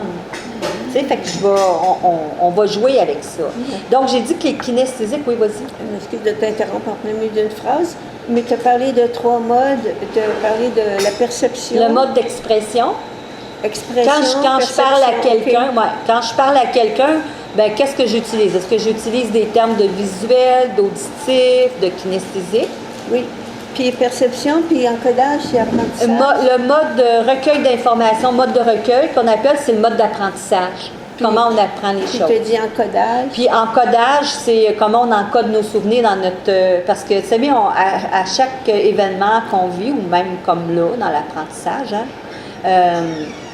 on fait un save sur notre disque dur à l'intérieur. Puis notre disque dur à l'intérieur, c'est notre système nerveux, notre neurologie. Fait qu'on enregistre l'information dans notre neurologie régulièrement pour s'en souvenir. S'en souvenir pour pouvoir le réutiliser ultérieurement. Quand on en aura besoin, ben on va l'utiliser. Fait que le mode d'encodage peut être différent. Alors, j'en ai noté 4. Expression, perception, apprentissage et encodage. Non, il y en a 3. Il y en a un, c'est expression, recueil. En fait, le mode de recueil, c'est le mode d'apprentissage. Okay. Pour recueil d'informations. Hein? On pourrait dire recueil d'informations. Okay. Donc, comment j'ai besoin de te donner l'information pour que tu puisses bien la retenir. Okay. Puis l'autre, c'est encodage, qui est dans notre neurologie. L'encodage, c'est aussi les trois différents. Oui. Oui, tout à fait. Parfois, quand on me donne beaucoup d'informations, ça dépend. S'il y a une logique, là, je vais les retenir automatiquement, mais si c'est des cocher oui, cocher non, là, je ne m'intéresse pas trop. Tu sais, à ce moment-là, parfois, à un moment donné, si je ne l'ai pas justement intégré, là, tu sais, ou visualisé, ou vu exactement où ça va dans l'ensemble, mais tu sais, je suis comme... Il continue à me donner l'information, moi je suis toujours à l'ancienne. Puis là, j'ai les rappels Alzheimer, tu sais, parce que il me parle, puis je suis pas là, puis j'encode pas. J'encode pas, puis en plus, la semaine prochaine, je commence un nouveau poste. Là, puis là, comme la dernière fois, il me trouvait que j'encodais pas certaines choses. Je me prépare à tout. Fait que là, la question que je peux pas te répondre tout de suite, Françoise, mais la question que je me pose, mais ce que vous entendez de Françoise, c'est que dans son mode de recueil d'informations, elle est plus kinesthésique. Il y a des choses qui sont dites, mais elle a besoin de les placer à l'intérieur d'elle pour les retenir. Si sont en place, ça marche aussi. Là. Si j'arrive à me prendre des notes où je vois où ça se situe, ben ça m'aide quand même le visuel. Là. Quand c'est juste souvent, il te donne l'information auditive, puis moi, l'auditif... Là, il faut que tu fasses la traduction. Fait qu'il faut qu'il te laisse le temps de faire la traduction dans ce que tu as besoin. Si c'est des logiques qui sont intéressantes pour moi, je vais les retenir automatiquement. Mais quand c'est vraiment, tu sais, comme que c'est tel bouton qu'il faut aller chercher, puis moi, je m'en fous. Là, c'est dur à encoder. Oui, parce que ça demande une mémoire séquentielle auditive. Ouais. Là, les auditifs, ça va être facile pour eux parce que c'est séquentiel. Si tu leur donnes une séquence, ils retiennent la séquence. Mais là, comme tu as besoin de l'encoder en mode kinesthésique, il faut que tu testes le temps. Mais ce qui serait intéressant, c'est de dire à la personne qui t'enseigne, en tout cas, je ne sais pas si vous êtes plusieurs ou si tu es en individuel avec la personne, et de lui dire, j'aurais besoin que tu me le montres, que tu ralentisses un peu le processus pour que j'aille le temps de l'intégrer. Puis ça ne veut pas dire me laisser une demi-heure pour réfléchir, là, mais ça veut juste dire, tu sais, de suivre un petit peu. Ton rythme est un petit peu trop vite pour moi. Est-ce que tu peux ralentir un peu? Quand tu commences, tu as beaucoup d'informations Oui, à la c'est ça. fois. Là, tu sais, à un moment donné, Ou laisse-moi le temps de prendre des notes. Je n'ai pas encore assimilé celle d'avant, donc je ne suis pas disponible pour celle d'après. Exactement. Tout Il à faut fait. faire attention aussi parce que des fois, quand il y en a qui nous initient là, dans l'entreprise avec des logiciels et des boutons, ils veulent juste montrer qu'ils sont bons. Fait qu'ils vont vite, puis là, ils perdent. Parce qu'ils disent, la souris, le curseur, il est là, mais toi, tu cherches le curseur. Alors, le show au boucan, là, puis, Oui. Mais Fait que c'est peut-être bon de que leur pour dire. certaines choses, je suis plus lente que d'autres. alors Non, ça c'est intéressant. Donc, non, Françoise, tu es en train d'apprendre que tu n'es pas plus lente que quelqu'un d'autre. Une fois que c'est fait, C'est juste que si tu es en mode kinesthésique, puis je n'ai pas été dans le dialogue interne, mais on va y arriver au dialogue interne, qui est l'autre partie de l'auditif, là. C'est juste que tu es dans un mode de processus interne, et puis, ça, faut qu'on te laisse le temps. Donc, tout le monde qui est dans le mode kinesthésique pour l'apprentissage, il faut leur laisser le temps. Donc, il faut juste ralentir. T'es normal. T'es pas... Non, mais c'est intéressant parce qu'il y a des enfants qui se disent, tu sais, moi, j'apprends pas aussi vite que tout le monde. Et si t'es avec plein d'auditifs, plein de visuels, t'as l'impression que toi, t'es un dinosaure en arrière, mais en réalité, non. Tu sais, mais un kinesthésique, quand il a enregistré l'information à vie. C'est ça, oui. C'est enregistré à vie. Dans son corps. Oui, c'est vraiment intégré. Oui. Mais moi, ça dépend de quoi. Disons que les choses vraiment importantes pour moi, mais quand c'est coché oui, coché non, Oui, ça c'est sûr. aussi, moi. Exact. Si je le pratique pas. Oui, exact. Oui. Oui, Roger?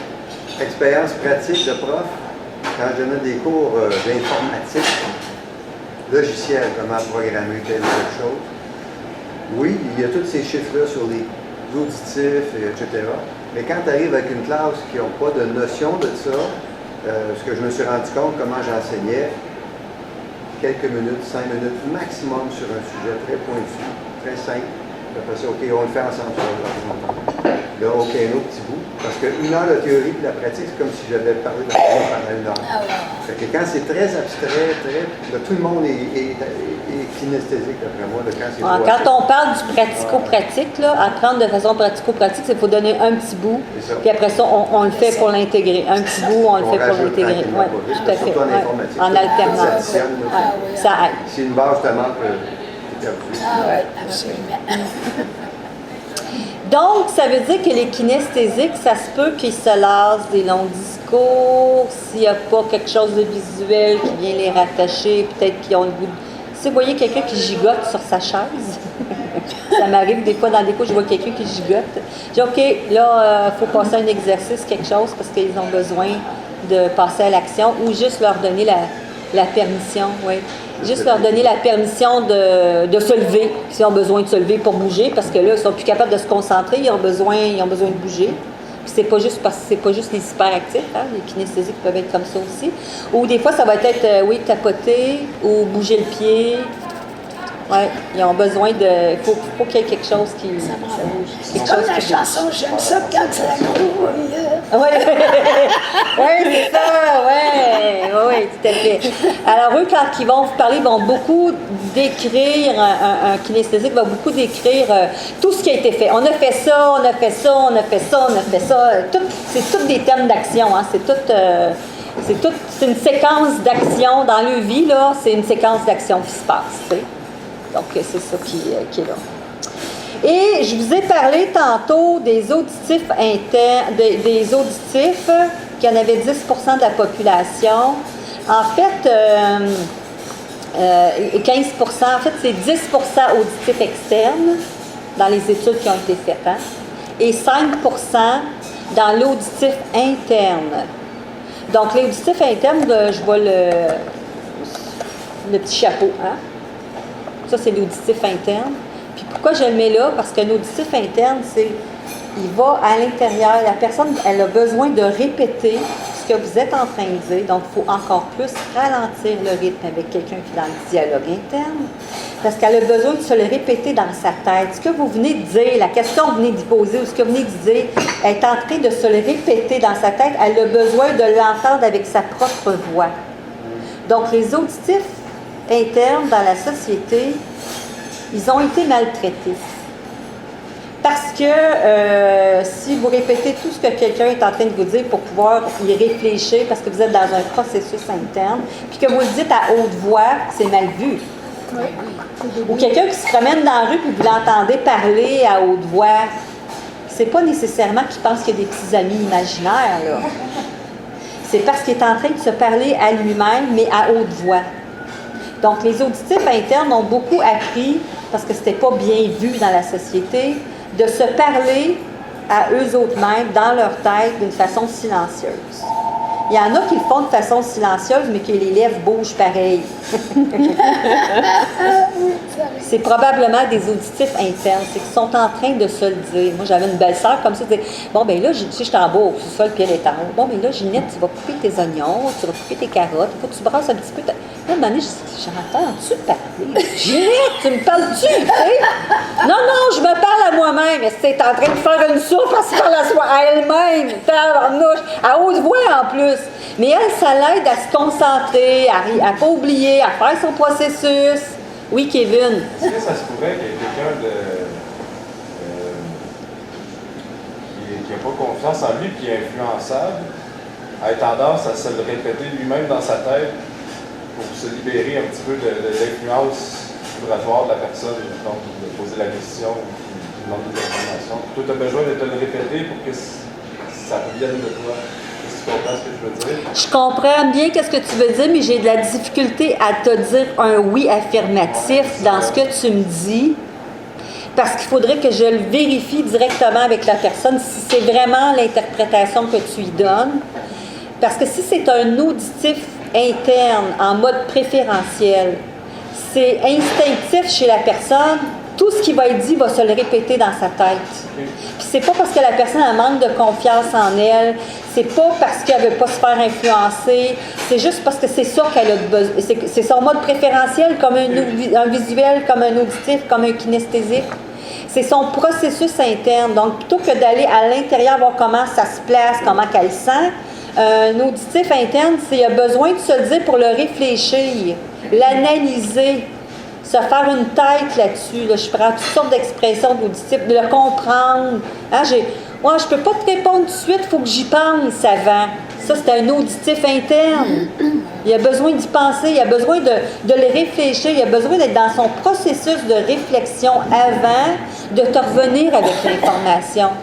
Puis l'auditif interne, il faut encore plus ralentir le rythme qu'un kinesthésique parce qu'il y a une étape de plus. Le kinesthésique, tu poses la question, puis il va directement voir. Puis là, c'est la visuelle qui dit voir, mais en réalité, c'est ressentir. Mais l'auditif interne, il a besoin de se le répéter, puis après, de l'analyser. C'est vraiment une analyse. Il fait des liens, il fait ci, il fait... Tu sais, c'est comme... il a besoin que ça fasse du sens, là. Fait qu'il va chercher tous ces morceaux de puzzle pour avoir sa réponse. Mais il faut que tu laisses le temps à la personne. Donc, quand on ne sait pas, ben on enchaîne. Des fois, je vois du monde, mais ça fait 3 fois que tu lui poses la question. Mais je vais te poser la question d'une façon différente. Tu n'as pas l'air à la comprendre. Non, elle l'a compris, tu ne laisses pas le temps de réfléchir. Tu lui restes pas le temps de réfléchir. Réfléchir, c'est vraiment en mode dialogue interne. Donc, laisse-y le temps de réfléchir. Fait que, si vous êtes des kinesthésiques ou des gens qui sont dans le dialogue interne, puis je vous dis, c'est contextuel. Fait qu'il y a des fois dans notre vie qu'on a besoin de prendre le temps de réfléchir, même si on est un visuel, même si on est un auditif. Mais c'est important de dire à l'autre personne, de l'informer, de dire, est-ce que je peux prendre le temps de réfléchir? Tu me laisses-tu 5 minutes? Ou attends un peu. Attends un peu. C'est ralentir le rythme un peu. Fait en fait, informer l'autre personne avec qui vous êtes en contact, que vous avez besoin de ce temps-là. Et puis, tu sais, j'aurais tendance à dire aussi, parce que j'ai, pour beaucoup des gens qui sont dans le dialogue interne, il y a beaucoup le jugement puis l'autocritique. On a le jugement puis l'autocritique facile quand on est dans le dialogue interne parce qu'on ne va pas aussi vite que les autres. On a l'impression qu'on est en arrière, qu'on est en queue de peloton. Ils ont tout compris, moi j'ai rien compris. Non, c'est pas que tu n'as rien compris, c'est que tu n'as pas eu le temps de prendre le temps de comprendre. On ne t'a pas laissé le temps de... Donc, il faut arrêter de... Il faut le savoir, hein, ça nous met ça en conscience de dire, OK, ben moi j'ai besoin de ça. Dans ce contexte-là, c'est pas nécessairement dans tous les contextes, mais dans ce contexte-là, c'est pour ça que j'ai de la misère à répondre un oui affirmatif à ce que tu me dis, Kevin, parce que faudrait vraiment que je pose plus de questions en profondeur, aller dans un décodage de processus pour voir si c'est vraiment ça. Mais ça se peut qu'il y ait une partie de ça aussi en même temps, tu sais, qui est là. Donc, qu'est-ce que ça vous dit, toutes ces... Ah oui, puis dans le dialogue, les gens qui sont dans le dialogue interne aussi, ben ça se peut que dans leur mode d'expression, dans certaines façons d'agir qu'ils vont avoir un petit peu de visuel, un petit peu d'auditif, un petit peu de kinesthésique. Hein, c'est comme s'ils vont chercher aussi dans les autres modes pour être en interaction avec les gens. Qu'est-ce que vous retenez pour vous, puis qui va être bon et utile pour vous, puis est-ce que ça commence à vous faire changer d'idée sur est-ce que je suis visuel, auditif, kinesthésique que vous avez dit au début? Je vais regarder mon temps. Qu'est-ce qui est là pour vous?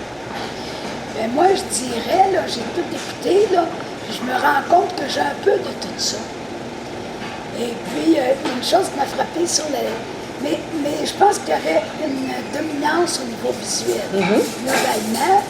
Et puis, la dernière question, là, le processus interne, des fois, on me dit, pour donner un exemple, j'étais avec un ami, puis là, j'avais une certaine difficulté. Je ne veux pas qu'elle mette de café. La visuelle a vu qu'elle a mis ma petite main sur la table. Oui, c'est ça. Et puis, là, j'avais un problème avec ma propriétaire qui restait à 2 heures de chez nous, là.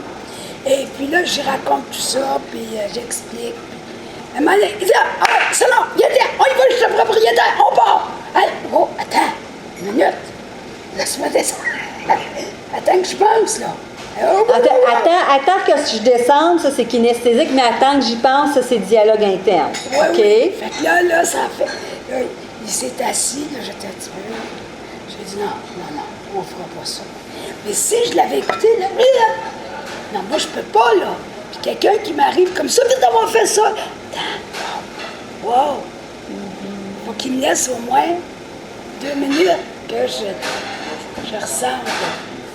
Oui. Donc, ça veut dire que aussi qu'il y a quelqu'un qui est kinesthésique au dialogue interne, quand il est sur le coup de l'émotion, vous dites laisse-moi décanter. Oui, laisse-moi décanter. Laisse-moi décanter un petit peu. Puis elle a besoin de ce temps-là. C'est pas parce que la personne, elle sait pas qu'est-ce qui se passe, elle a juste besoin de ce temps-là. Oui. Ceux qui bousculent comme ça, ne laissent pas le temps à l'autre de prendre une décision. Des fois, c'est des manipulateurs. Ils veulent t'engager dans une direction, tu viens de suite. Il y a ça aussi. Il y a ça, il faut faire attention. Comme la tortue, de ça, non. Pas tout le temps, mais il peut y avoir ça là-dedans. Je retiens un mot, tout ce que tu as dit, le mot le plus important pour moi là-dedans, c'est contexte. Oui, contexte. exactement. Le bon mode, le bon moment, le bon timing, le bon contexte. C'est pas toujours facile parce qu'on a un a priori. Mais si c'est le temps d'être visuel, excuse, Roger, il faut que tu sois visuel au moment où tu sois visuel. Quand tu es sur la route au volant, tu as besoin d'être visuel. Si jamais à parler sur la route, là, je rentre dans mon dialogue. Moi, j'ai un neveu qui est venu au monde sourd. Mais il est visuel, une affaire incroyable. Il est très vite, il voit tout, il retient tout. Il a tout développé ça. Oui, parce que quand on a un sens qui ne fonctionne pas, ben, il y a de l'énergie pour les autres sens aussi en même temps. Hein? Moi, j'ai dit tantôt que j'étais visuelle, mais là, je me rends compte qu'au niveau de l'apprentissage, comment tu appelais ça? Le mode de recueil. Je suis beaucoup kinesthésique. Tu as besoin de le faire? J'ai besoin de le sentir à l'intérieur. Oui, OK. Peut-être le faire aussi, oui. Puis l'encodage visuel, ça c'est clair. Je prends des notes. pour retenir quelque chose, je prends des notes. OK, c'est intéressant. Je te pose une question. Quand tu prends tes notes pour retenir, est-ce que tu relis tes notes après? Et si je veux écrire là-dessus, oui. OK. Si je vais écrire. Ben, j'indexe, là, puis je relis, oui. OK. Donc, quand tu vas en avoir de besoin pour écrire, tu vas aller relire, Oui. mais sinon, tu ne relis pas. Pas nécessairement, parce que je l'ai entendu. En l'écrivant, je m'en souviens. Exactement. Je me souviens Oui. gros, là. Donc, quelqu'un qui prend des notes, on a tendance à dire que c'est un visuel, parce qu'il prend des notes. Hein, il fait des dessins, il prend des... Puis, tu sais, les visuels prennent des notes, c'est des bullet points, là. Tu sais, c'est pas toutes des longues phrases, ça, c'est juste les choses essentielles. Donc, pour savoir si c'est le fait de prendre des notes, est-ce que la personne est visuelle ou kinesthésique? C'est si je relis mes notes après, c'est du visuel.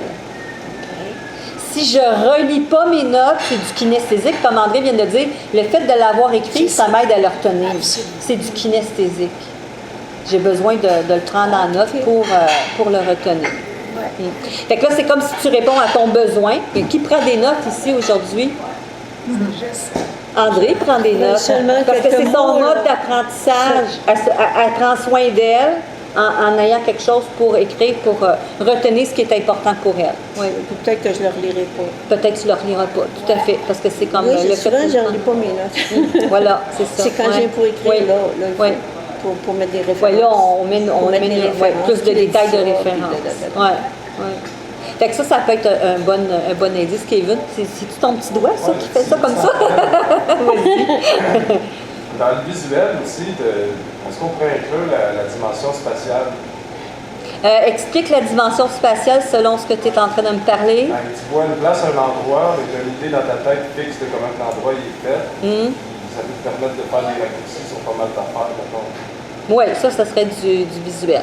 Ça serait plus du visuel dans le visuel. Oui. Mais quand on parle d'espace spatial, pourquoi je te pose la question? Parce que dans le kinesthésique, il y a la proprioception. La proprioception, c'est comment ton corps, comment tu sais que ton corps est bien orienté, ta tête est à la bonne place, tes pieds à la bonne place, ton corps est à la bonne place dans un espace. Donc, tous les athlètes, ceux qui font les cercles du soleil, des choses comme ça, les danseurs qui s'élancent dans les airs et qui retombent comme faux, quand ils font... Ça, c'est de la proprioception, c'est qu'ils sont capables de sentir leur corps dans l'espace, de comment le corps est positionné dans l'espace pour avoir... ils ont comme une orientation spatiale qui est très forte chez eux, qui ont développé. Fait que si c'est de ça que tu parles, ça, c'est plus du kinesthésique, mais avec ce que tu me décris, ça semble être plus de l'auditif, si c'est par les yeux que... tu peux, un peu comme si tu étais dans un labyrinthe puis que toi, tu vas trouver facilement le chemin dans le labyrinthe en le regardant. Tu sais, mettons, exemple, c'est pas tout le monde qui est capable d'avoir une idée de tu fais un chemin, tu peux, mettons, dans ta tête, le voir d'en haut, le chemin que tu as fait, tu peux disparaître de map dans ta tête. Donc, vous avez écouté les mots qu'il a dit, hein? Tu peux le voir, tu t'élèves, tu le regardes. C'est du visuel. C'est du visuel. Tu le regardes, oui. Mais il y a en même temps du kinesthésique parce que tu prends de la hauteur. T'sais. Mais ce qu'on entend dans ce que tu dis, c'est que tu prends de la hauteur visuellement. T'sais. Ah, ben c'est intéressant. Oui. Là, c'est une question personnelle. Là. C'est quoi qui me manque? Moi, je n'ai jamais plongé parce que dans l'eau, j'ai toujours peur de pas aller dans le bon sens.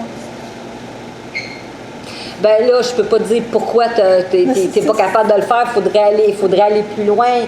Mais j'ai peur de ne pas aller dans le bon sens. Ça ressemble à du proprioceptif, par contre. Mais est-ce que c'est rattaché à un accident que déjà eu par rapport à plonger dans l'eau? Puis, Ah oui. bon, il y a ça comme explication, là, mais c'est sûr que, tu sais, un nageur ceux qui font de la nage synchronisée, ben ils ont une bonne proprioception pour savoir que, puis en même temps, ils ont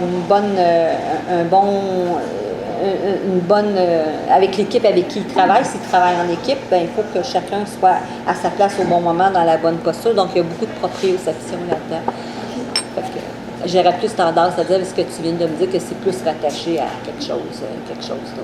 Moi, je reste Ouais. Je reste Puis le flash qui me vient pour toi, parce que si tu me permets de te dire, c'est comment s'est passée la naissance, tu sais, ta naissance à toi. Donc, il y a ça aussi. Tu sais. Parce que c'est sortir de l'eau, hein, sortir du ventre de maman, c'est sortir de l'eau. Donc, t'es-tu un fessier, toi? Pas ma Non, connaissance. pas ta connaissance. Donc, il y a peut-être quelque chose en lien avec ça aussi. Peut-être que tu te présentais par les fesses, puis qu'ils t'ont retourné, puis en tout cas, bref. Voilà, c'est le flash que j'avais pour toi. Ça a bon sens. Qui j'ai vu, c'était Roger? Même ça, c'est ça. Ah, OK. Sortir de l'eau. Ah, t'avais la même info que moi, ouais, c'est ça. Donc, pour les autres, qu'est-ce qui a changé pour vous par rapport à, s'il y a quelque chose qui a changé, hein? Par rapport au visuel, auditif, kinesthésique? Qu'est-ce qui était intéressant et bon pour vous dans ce qui était partagé? Oui, vas-y. Quand tu disais visuel, action, tu connaissais, il y a eu du physique aussi. Mais comme tu disais en arrière, dans la classe, tu le fais. Ouais. Ouais, parce qu'on n'est jamais juste un mode sensoriel, hein?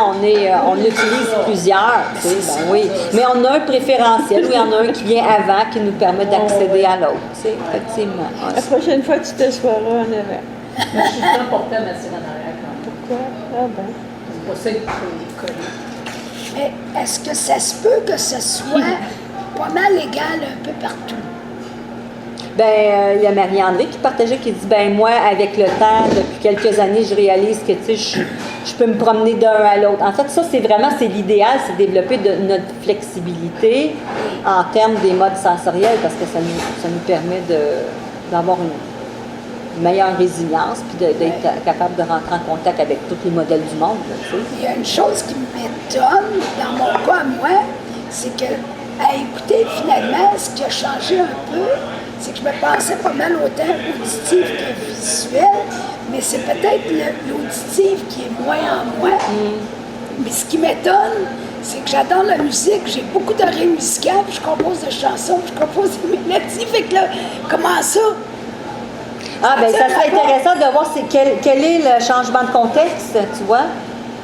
Quand tu es dans plus ton oreille musicale, composer des chansons, est-ce qu'il y a un contexte qui est différent de quand tu es plus visuel, par exemple? Donc, ça peut faire référence au contexte que je disais tantôt, c'est contexte. Il y a des modes sensoriels qui sont contextuels. Quand tu écris ton livre, c'est pas comme quand tu fais Il faut la musique. toujours que je sois seule, par exemple, pour composer. Tout le temps. OK. Que je sois intériorisée. Seule, comme écrit. Même affaire, seule. Pas de bruit, seule. Concentré. Donc, c'est intéressant parce qu'elle compose mais pas de bruit. Pas de bruit. Donc, il y a peut-être du dialogue interne aussi un peu là-dedans. Je dirais de le décoder plus. Oui, ça. Moi, je pense que j'avais dit auditif, mais Plus fort, plus c'est auditif interne. OK. Puis, vous mentionnez, mettons, par rapport à l'exactitude des mots. Oui, sauf que pour moi, l'exactitude des mots, c'est à l'interne. Parce que les dictionnaires sont toujours 20-30 ans en retard sur la population. Et puis moi, quand je parle avec les autres, souvent je vais dire une expression. Et pour moi, c'est une expression que tout le monde connaît, mais bien souvent, la personne ne la connaît pas. J'ai en dedans de moi mon dictionnaire. Oui.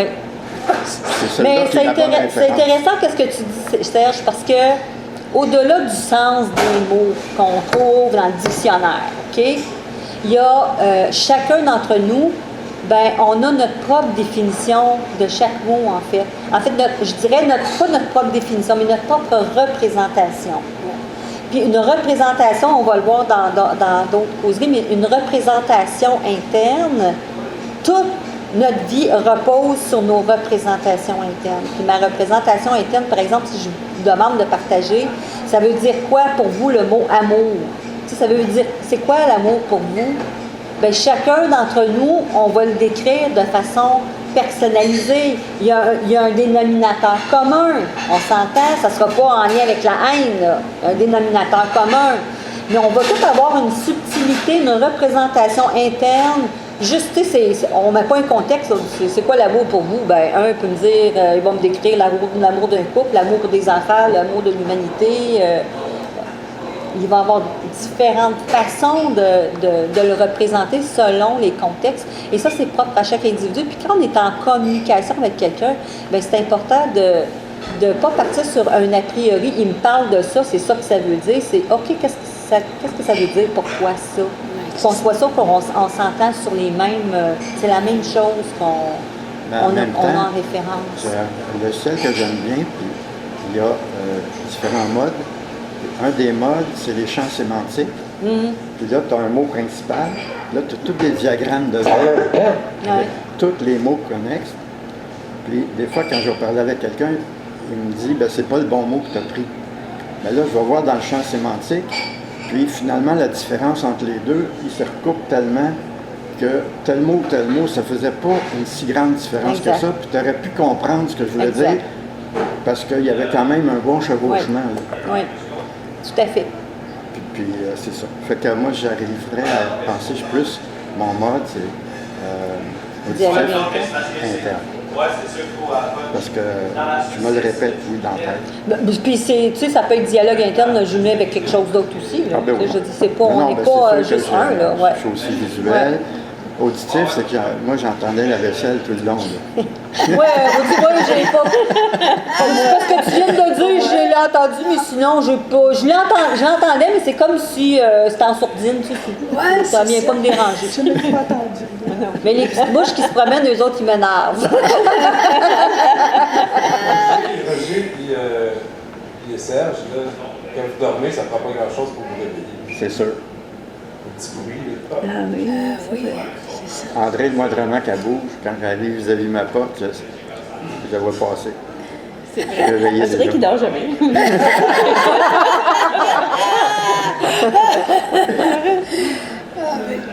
C'est spécial. Quoi d'autre? Est-ce qu'il y a quelqu'un d'autre qui veut... est-ce que ça a fait changer vos idées? Vous êtes resté sur ce que vous avez dit tantôt? Il faut être plus résilient puis face aux communications avec les personnes. Ouais. Oui, ça, c'est bien important. Ouais. Moi, au niveau des mots du dialogue, des fois, je vais dire des choses ou quelqu'un va dire quelque chose, et je vais essayer de comprendre ce que la personne veut dire, même si c'est pas exactement le bon mot. Puis des fois, je vais parler avec quelqu'un, puis là, la personne, elle va dire « Mais non, c'est pas un bon mot, c'est pas le mot un peu comme Roger. » Puis là, je vais lui répondre « Essaye de comprendre ce que je veux dire. Essaye globalement de saisir ce que je veux t'exprimer. » Même si c'est pas tout à fait. Eh oui, hein, on aimerait ça, hein? Ah oui, on aimerait ça de la part des auditifs, hein? Tantôt, j'ai remarqué que Kevin parlait, puis plusieurs, vous deux, vous continuez à regarder là. Je dis, pourquoi il ne regarde pas? Moi, il faut que je vois Kevin quand il parle. Si Kevin parle, il faut que je regarde Kevin. Si je ne vois pas si c'est quelqu'un dedans, ben, je l'imagine visuellement. Bye bye tout le monde. Bye! Kimchi. Ouais, c'est la célébration du kimchi. La journée de célébration de kimchi? Ben, on fait du kimchi. Et on est peut-être une 15-20 à faire du kimchi. À Mont-Tremblant? Ouais, à Brébeuf, là. Il y avait Linda hier, je l'ai vu là-bas. OK. Définition du kimchi. Oui, c'est Du quoi? chou fermenté, lacto-fermenté. C'est une bonne définition. Mais en fait, du chou fermenté, c'est de la choucroute, mais du kimchi, il y a d'autres légumes avec. Ouais, c'est ça. C'est ça. Mais c'est très Mais c'est bon, pas si piquant que ça. oriental. C'est pas si piquant que ça. C'est bon, ouais, ça peut, mais il y a plusieurs sortes. Là. C'est bon, on dit. C'est une petite ferme écologique, là, cette ferme. On se fait payer en kimchi. C'est bon. C'est économie circulaire qu'on met au point. C'est tout pas à fait. cher. Tout à fait. Je vous souhaite une belle journée. C'est Kevin, la semaine prochaine, c'est moi qui fais la conférence, on peut dire. Peut-être que tout le monde pouvait porter attention parce que Solange va dire quelque chose d'important. Parce que Kevin, il ne sait pas, c'est un spectacle-conférence sur le lâcher prise, mais en clown. Ah ouais? Oui. Ça va se passer ici? Non, ça va être chez moi, à Saint-Jérôme, dans une grande salle. Je suis dans une résidence pour personnes de 55 ans et plus. Mais vous allez l'annoncer sur les. Mais là, Roger, tu vas t'y envoyer. Vas-y. On va recevoir ça, bon, parfait. Avec le trajet, tu vas tout avoir. Parfait. À 9h, tu vas OK. Ça va être bien le fun. On va s'amuser. OK. C'est J'ai hâte, ça va être apprendre drôle. en s'amusant. OK. Quelque chose de profond, mais avec fantaisie. Tu as amené mon nez de clown ou mon œil de Ah, pirate? ça, oui, ça peut être le fun. ça Moi, pourrait être moi, le fun. je connais l'œil de pirate, mais le nez de pirate, je connais Ah, pas. le nez de clown. Il y a Ah, le nez de clown, OK. L'œil de pirate. Ah, l'œil de pirate. Ça va être le fun. Mais c'est les Elle bonnes... n'est pas auditive, ça paraît. Hein, Roger? C'est trop tendresse. Pour le kimchi. Bon, bonne journée tout le monde. Vous faites aussi à Place d'interrompre une deuxième fois. Merci beaucoup. C'était bien intéressant. Merci. Bye bye. À la prochaine. Oui, c'est super bon. J'ai bien aimé ça. Donc, voilà, ben, je pense qu'on peut arrêter l'enregistrement parce qu'on est comme vraiment sur la fin. C'est ce que je voulais vous partager aujourd'hui. 1h44.